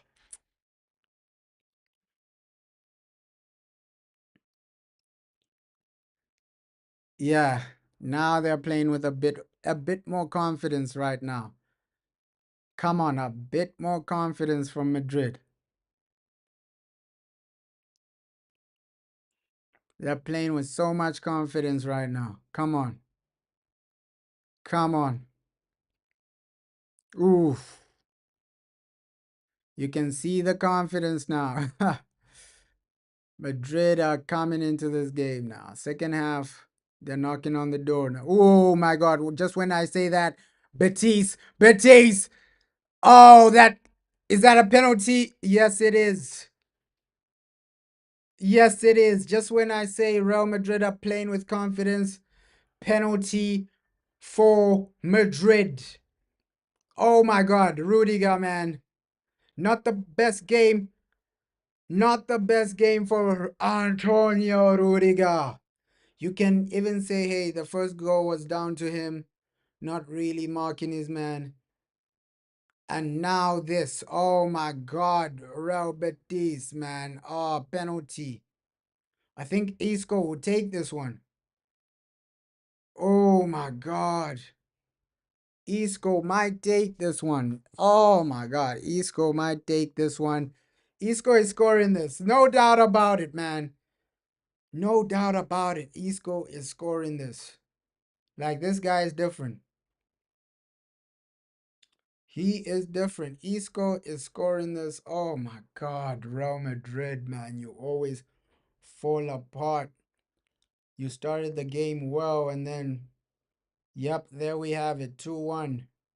Isco with the goal. 2-1, man. Oh, Isco with the goal. Damn. I knew this guy was gonna get some type of GA, but yo, he's gotten an assist and a goal.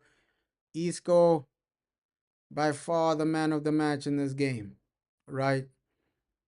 He's crossed for Real Betis' equalizer, and now a good penalty to put them ahead. Oh my God.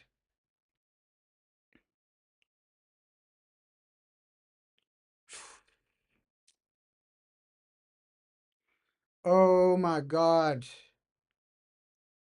What a turnaround in this game.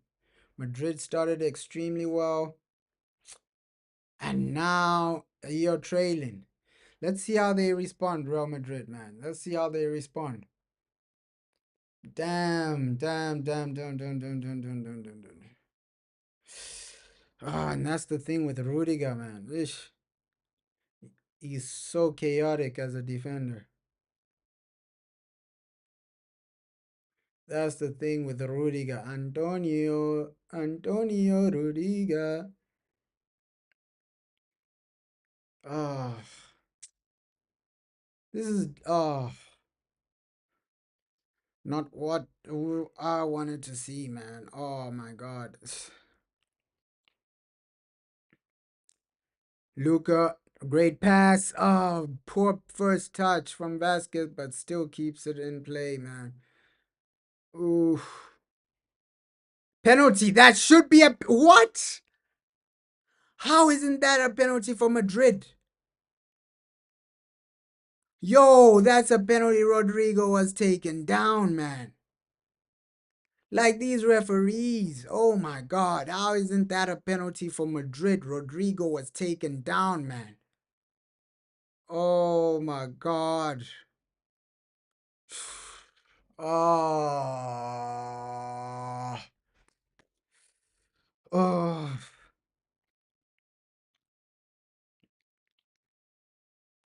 Come on, Mbappe. This is where you earn your money. This is where you earn your money. Kylian Mbappe. This is where you earn. Oh my God. And that's where Betis might just destroy Real Madrid. The counter. The counter is where it may just change. Another yellow card. Oh, for Madrid. The counter. They're doing us over on the counter, man. Betis are doing us over on the counter attack. The counter attack is being used to the maximum. Oh my God. The maximum. This counter attack is being used to the maximum. Oh. Oh no, man. Ish. Yeah. If Betis score another goal, ooh, it's gonna be a long, long, long game. Ah, long, long game, man. Not what I wanted to see. Come on, Madrid, man. Get your heads in the game. Because these guys, if they score another goal, it's gonna be a long way back. The attack needs to wake up now. Like, Mbappe, please wake up. Vinny, please wake up. Just an emergency call for the attack. Like, what is going on with the attack? come on, you guys need to wake up. Like, oh,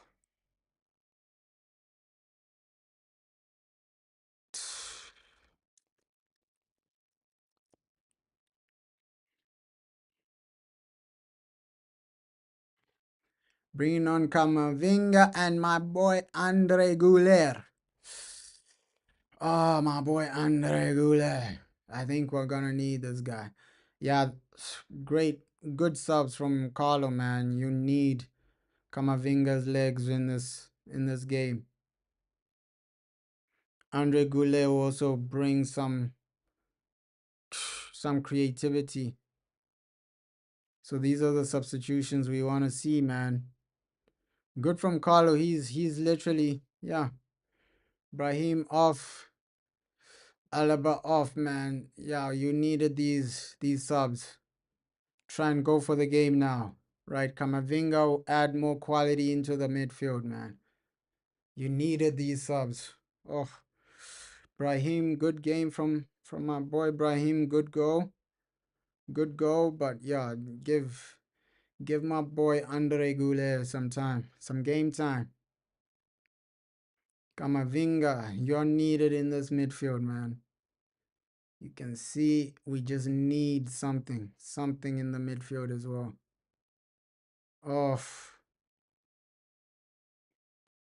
and that's the thing with Real Madrid. I said it when Madrid went up, like, can expect anything in football, and when the momentum changes, yo, the other team can go up, like, and that's just football in general, man. Momentum literally defines games.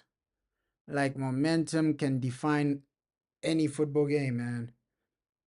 Oh, Robert Betis, they're confident, they're playing with some type of confidence, man. They're not shy to attack. That's what I can say. They're not shy to attack. They're not shy to go for the game, man. Oof. But these, man, but these.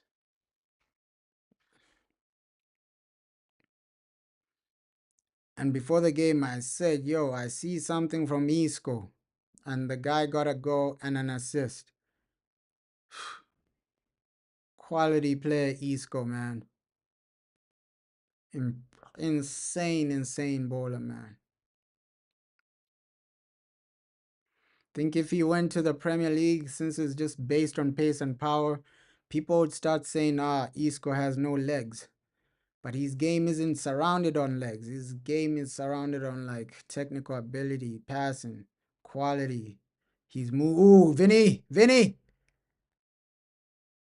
Oh, below average. Again, in attack, Madrid are being below average.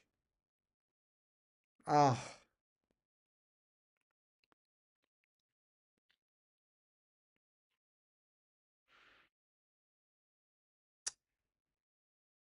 it's crazy to think that Odegaard used to be at Madrid, man. The guy is so basic.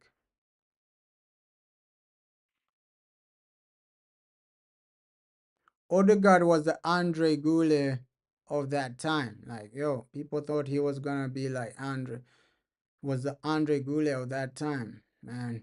People thought, hey, Odegaard, this guy is gonna be quality. This guy is gonna be amazing.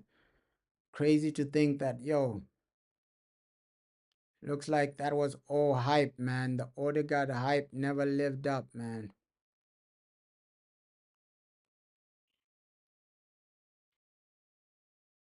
Oof.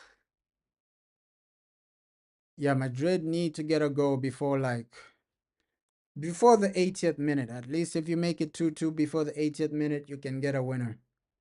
Right now, yo, Real Betis, they're in a comfortable situation. They might even get a third goal.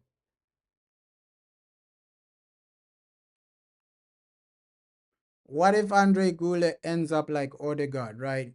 A failed wonder kid.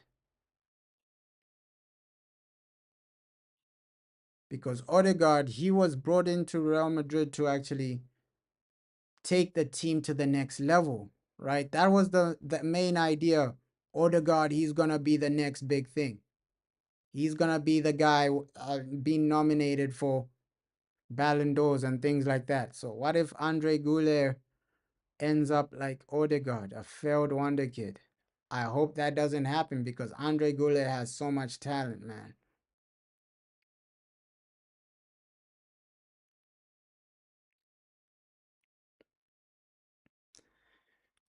Yeah, I think. Yeah, thoughts on the game? The Betis, man, Betis. They have literally taken their momentum, right? Madrid. They need to do a bit more in attack, man. Betis are comfortable right now, man. Real Betis are comfortable right now. They took their momentum, and now, yeah, Madrid are were punished. Now let's see how they come back, Real Madrid. Of course, Anthony, we wanted to see a bit more from the guy. Didn't really see too much from Anthony. Isco is a baller, bro. Like, he's different level. He's my he's my man of the match. Just the way he's been carrying the game throughout the game, like the way he carries the ball. Isco is he's different, man. He's different. The way he passes as well, the way he's been passing in this game, and he's keeping it simple, right? Playing at his own pace. Isco, you can see how he's playing at his own pace. He's my man of the match, right? If it ends like this, he's my man of the match, Isco.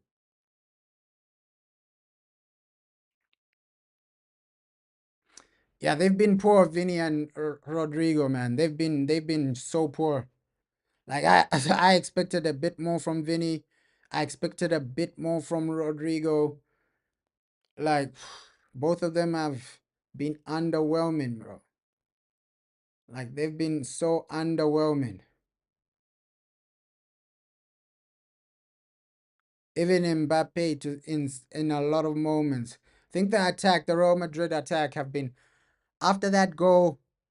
The Real Madrid attack has been underwhelming, man. Like you could have done a bit more, man. Even the chances they've created, not really clear cut. You're not really causing Real Betis any problems right now. Like right now, they're comfortable, man. Right now, they're comfortable. They are winning this game.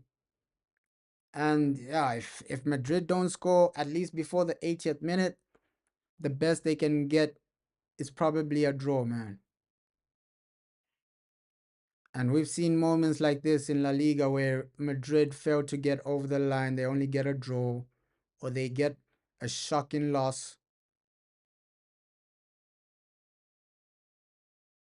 Oof.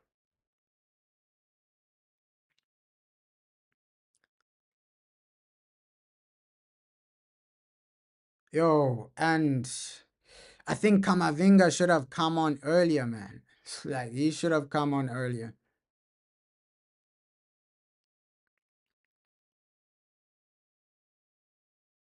Oof. And these are the games where they just miss Bellingham's pace and power, right? With Jude Bellingham's pace and power, he covers the field a lot, man. He covers the field a lot. Betis, man, they have so much momentum, and I won't be shocked if they get a third, man. Anthony, Brazilian star, he's been okay, Anthony. I wouldn't say he's been great, but you could see second half. Oh, almost three for Real Betis. Good pass from Anthony. Anthony should have had an assist, man. Like in this game, he should have had an assist, especially from that situation. Great pass from Anthony. There, we knew he was gonna pass with his left foot. Yeah, almost three, bro. Like, oh, we knew Anthony was gonna pass with his left foot, man. But Anthony should have had an assist from that situation. Like that should have been a goal. It's still it's 2-1 Real Betis, bro. It's 2-1 Real Betis. Real Betis are winning. But Isco has been the outstanding player in this match. Like Isco, I think Robert's second half have been way better.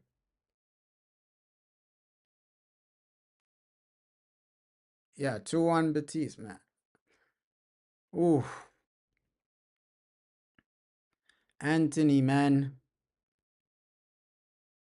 I think at United you could have used somebody like Anthony. Ooh, no problem, bro. Like at United you could have used somebody like Anthony. Like genuinely you could have used somebody like Anthony.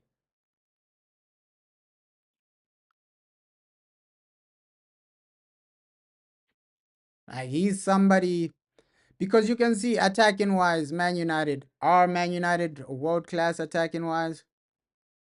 I wouldn't say we've been brilliant. So in some games you could have used somebody like Anthony, especially now that Amad Diallo is injured, right? Anthony would have been great, man. I think we'll win. I think we never know what Man United team will turn up tomorrow, man. Maybe we will win, maybe we won't. It's hard to call, right? After seeing the starting lineup, then I can judge because we know, hey, sometimes the starting lineup defines a lot of our games, man. It defines a lot of our games. Let's see what the manager does. Let's hope we win, but the starting lineup, let's see what the manager does because Patrick Dogu isn't there in that left back position, right? Left wing back position. So that means Diego Dalot, he comes out of from his favorite side, going to that left wing back side. It's gonna be hard. It's gonna be difficult, man. Ooh, straight from Brazil. This second half has been way better from Anthony. He's come to life in this second half.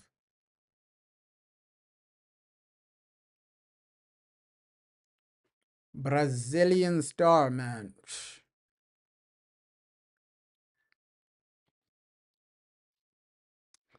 Looks like Hendrick is getting ready, man.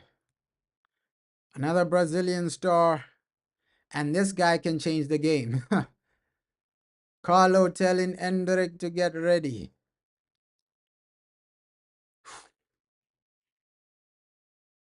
This guy can change the game, Hendrick, man. This guy can change the whole dynamic of the game.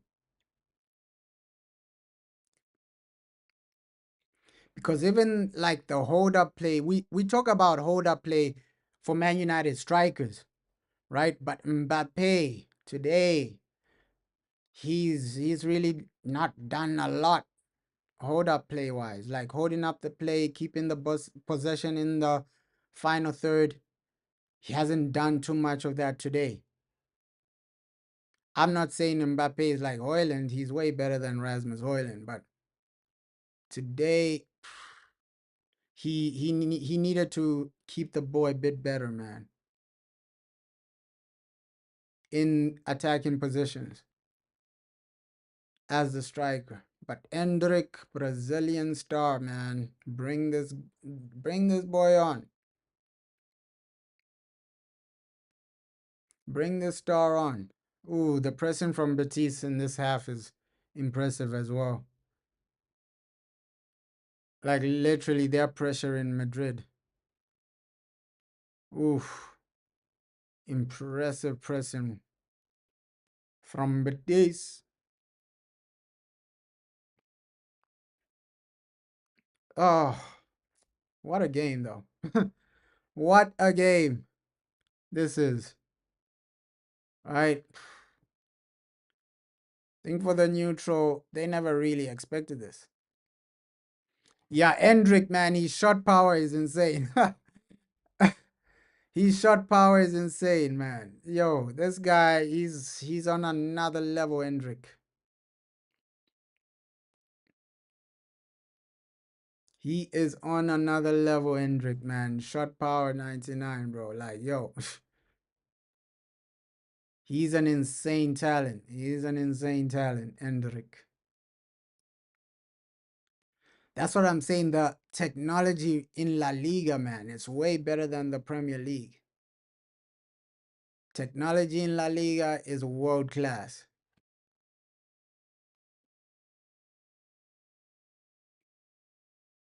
Another beautiful delivery from Isco. Wow. There, at least get your header on target.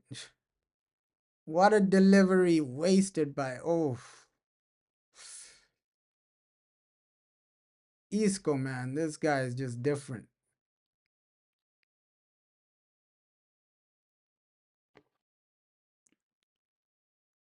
Ooh.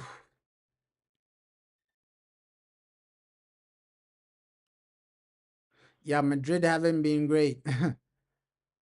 Bro, Madrid haven't been great, especially second half. Like after Real Betis scored that equalizer, Madrid haven't been great. Like, this isn't good enough. Like, oof. And maybe that's why some Real Madrid fans want a new manager, right? But be careful what you ask for, right? Be careful what you ask for. Sometimes you're gonna miss a guy like Carlo Ancelotti that just keeps it simple. You want a fancy manager that plays fancy football. Sometimes you're gonna miss Carlo that just keeps it simple, lets the players play. Of course, sometimes it doesn't work, but it wins you Champions Leagues, right? His formula wins you Champions Leagues. So yes, sometimes it won't work. The Carlo Ancelotti formula won't work. That's gonna be the situation sometimes. But hey, it wins you Champions Leagues, and Kylian Mbappe needed to come off, man. Basic game, and now we have our Brazilian star. Obviously, Kylian Mbappe isn't happy, right? After getting subbed off. But the Brazilian star, Endrick, is in the game, man. This guy is different. He's different, Endrick. Ah, as a striker, man, Endrick is different. Man United, just get this guy on loan or something. Get this guy on loan, Endrick. Right?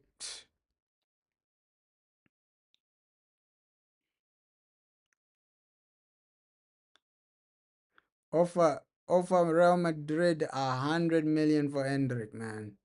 Bring this guy to Man United. Because the way you're really lacking for a striker, this guy changes your whole attack, man.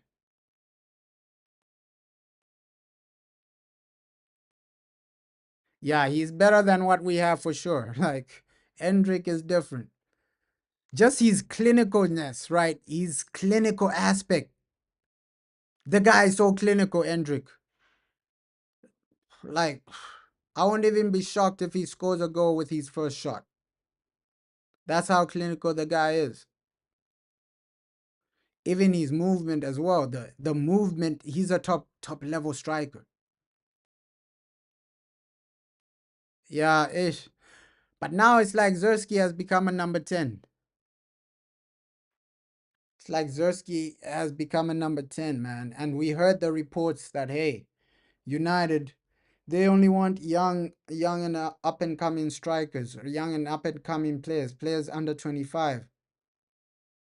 So some reports are saying Osimhen, since he's what, older than 25, I think he's like 26, gonna turn 27.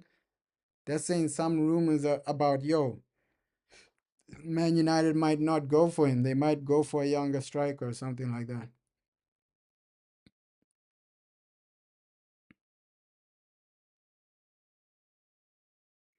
Yeah, a lot of people want Osimhen, but let's see, man. Let's see what happens.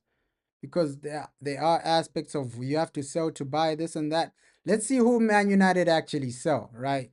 Because we know they're gonna sell Anthony. That's one. Rashford, that's two, right? I see maybe at least six players leaving Man United in the summer.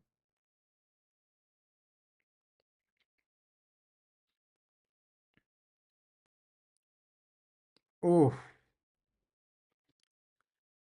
Great from, oh my God.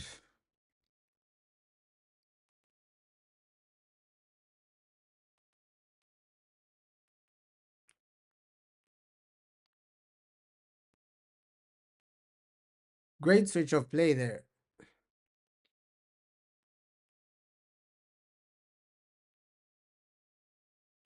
The football channel.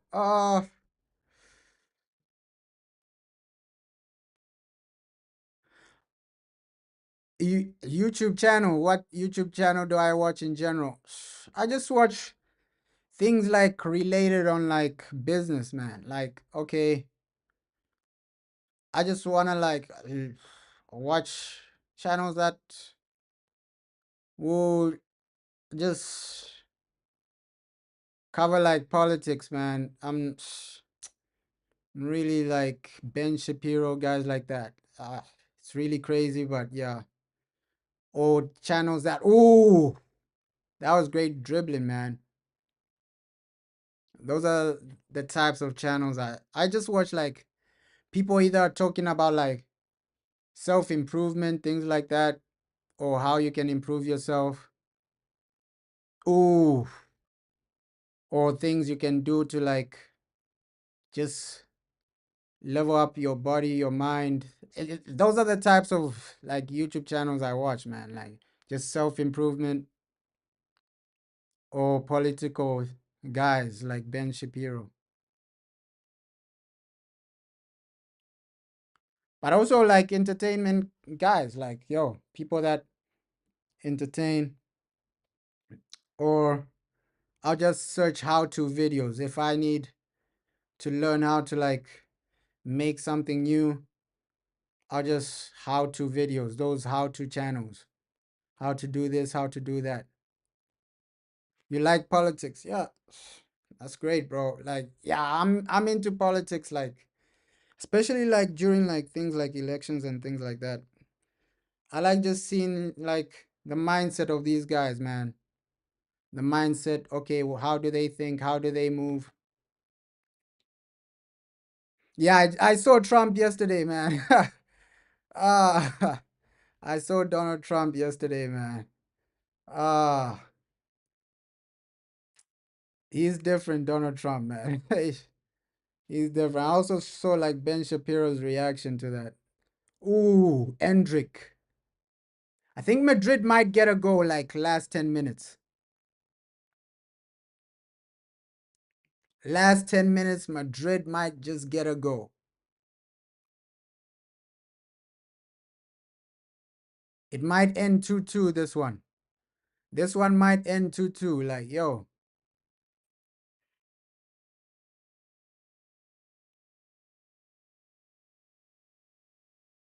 Ooh. But if Madrid just lose this game, yo, it's a massive, massive upset. A massive, massive upset, man.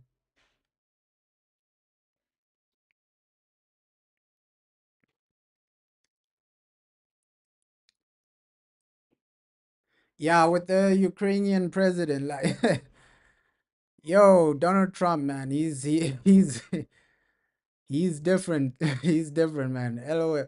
And he doesn't really care sometimes. Like, yo, that's how Trump is, man. He doesn't really care sometimes, but it looks like he has a plan. You can already see the things he's doing. Looks like Donald Trump has a plan, man. He has a plan. He's organized, and let's see what he'll do like in the next few years, man. Because already the deals he's making, it shows that he has a plan. You don't like him. I can get why. I can understand why, bro. Like he's literally a polarizing figure sometimes. Donald Trump.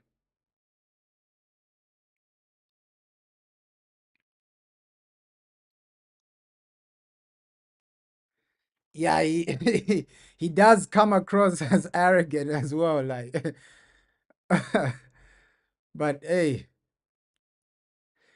the man is entertaining though. I can't even lie. Donald Trump, man. You never know what to expect from him. You never know what he's gonna say. You never know what he's gonna do.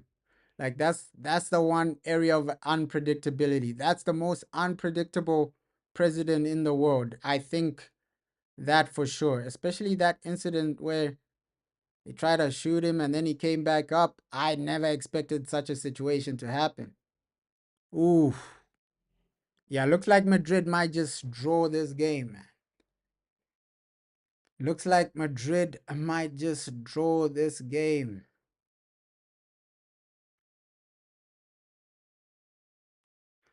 Yeah, he is funny though. Donald Trump, man. Like he knows like he just has an insane personality. Like you never know what he's gonna do or say. He has an insane personality. He has an insane personality. There's no one that will be in the middle with Donald Trump. It's either people really love him or they really hate him. There's no in the middle with the guy. Like there's no in between with Trump, man. It's either the people really love him or people really hate him. There's no neutral feeling. I don't think if like there are people that have a neutral feeling about him. It's either you really love him or you really hate him. He's that type of like personality. Yeah, looks like Madrid might lose this one. Massive W for Anthony. Massive W for Anthony, Brazilian star. Wow. Massive W for Anthony and Real Betis. My player of the match, Isco, man.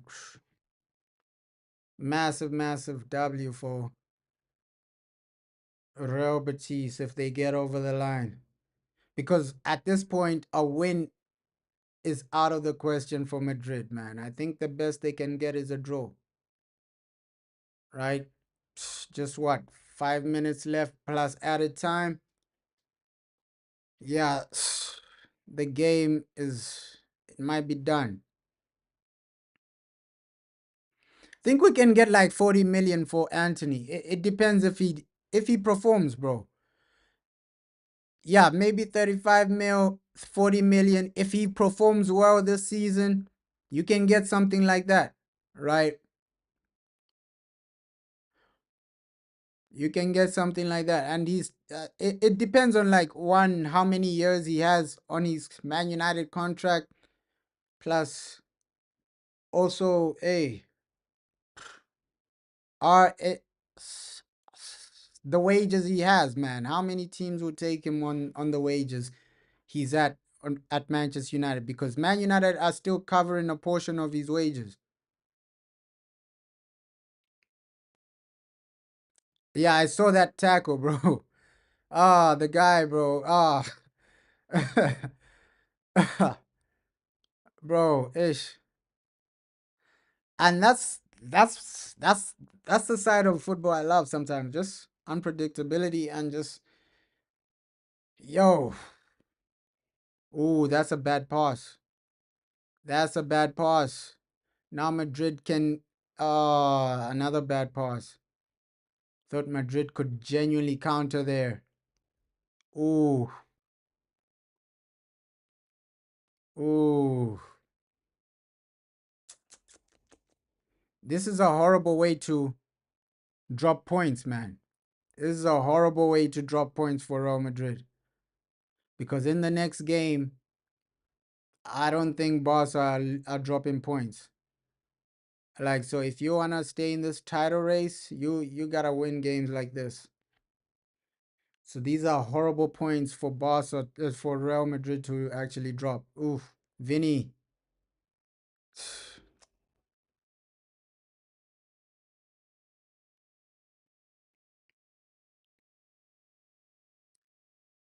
Ooh.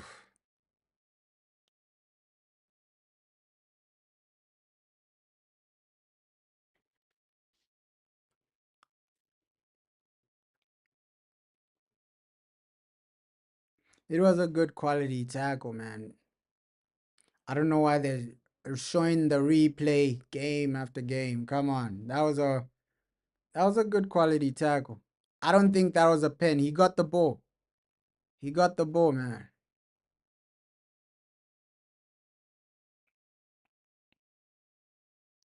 Oof.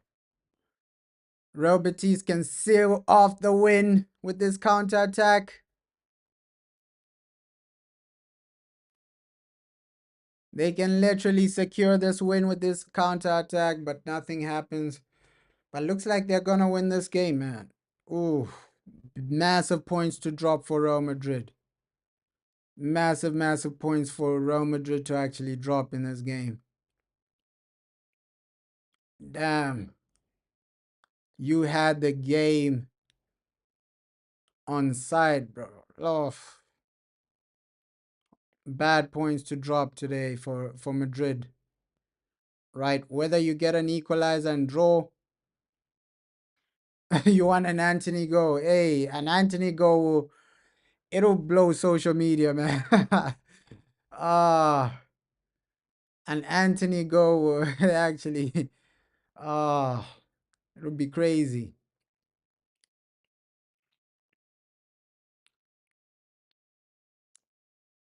Massive win for Betis. Massive, massive win.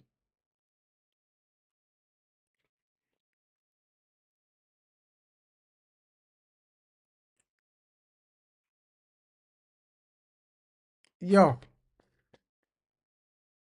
think Rudiger hasn't been great today, man. Oof. Rudiger hasn't been great.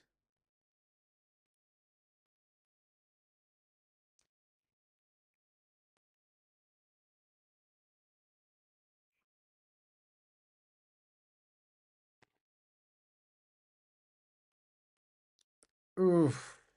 It looks like, yo, let's see how much added time they give, man. Ooh, 4 minutes. 4 minutes added time, man. 4 minutes added time. Now we're seeing a situation where you need some individual brilliance right now.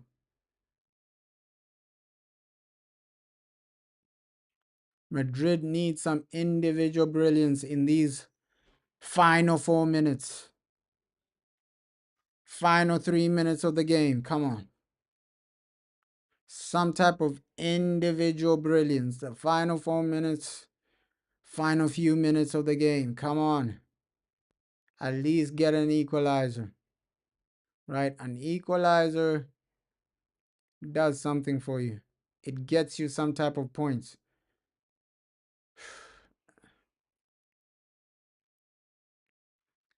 And you can see Florentino Perez, man. He won't be happy with this situation. Every time he goes to games, man, he expects Madrid to win. He doesn't go to away games to watch Madrid lose, man. So he's gonna be upset. He's gonna be genuinely upset.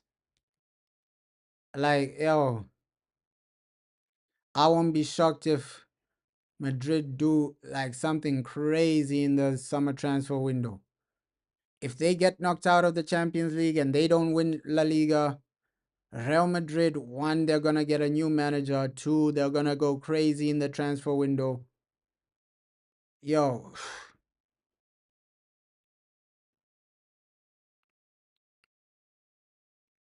and that's genuinely crazy, man.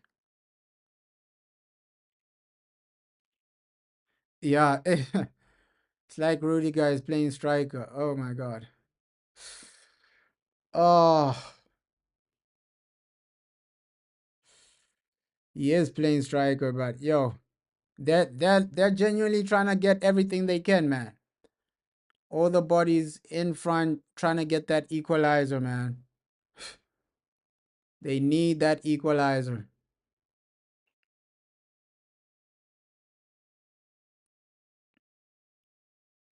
If you somehow get an equalizer, it takes you it just brings at least a point. A point is necessary. For this title race, you need all the points you can get because Barca this year in 2025, they're in insane form. Insane form, man. 1 minute left. Like, yo. Oh, damn.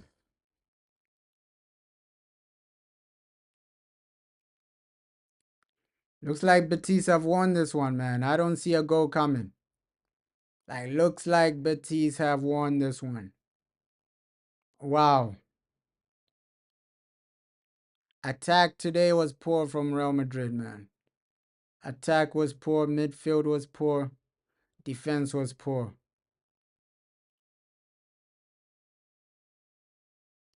Like, wow. Wow, wow, wow, wow, wow, wow, wow. Not what I expected to see, man. Oof.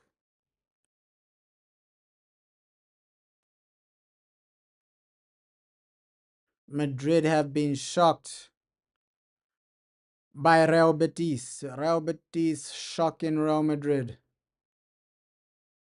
It's a shocking situation right now. Oof.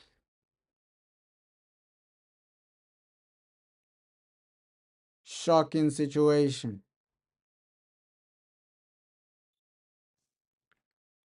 Come on. Yep. Game over, man. Game over. Look at Isco with the smile. He's my man of the match. Isco, game over. 2-1. It was a good game, but disappointed that, yo, Real Madrid didn't win. But, yo, it was a good game. Isco, what a bowler. Oh, yeah. Good game, man. Good game. Good game, man. Anthony gets the dub. Crazy. Crazy situation. Anthony gets the dub. Isco, man of the match, as predicted, man. Mr. MVP Isco. Great free kick for the first goal. And then a great penalty. Look at Anthony celebrating, man. Anthony Dos Santos straight from Brazil. Oh my God. Yo, look at how he's celebrating this guy, Anthony, man. Oh my God. He's loving this, Anthony. Oh my God, man. Look at how he's celebrating. Oh, disappointing for Madrid, man. Disappointing for Madrid. The attack never turned up. The overall team never turned up. Midfield was poor. Yeah, this is these are massive points to lose for Madrid, man. But yeah, shout out everybody that joined the watch along, man. I'm out.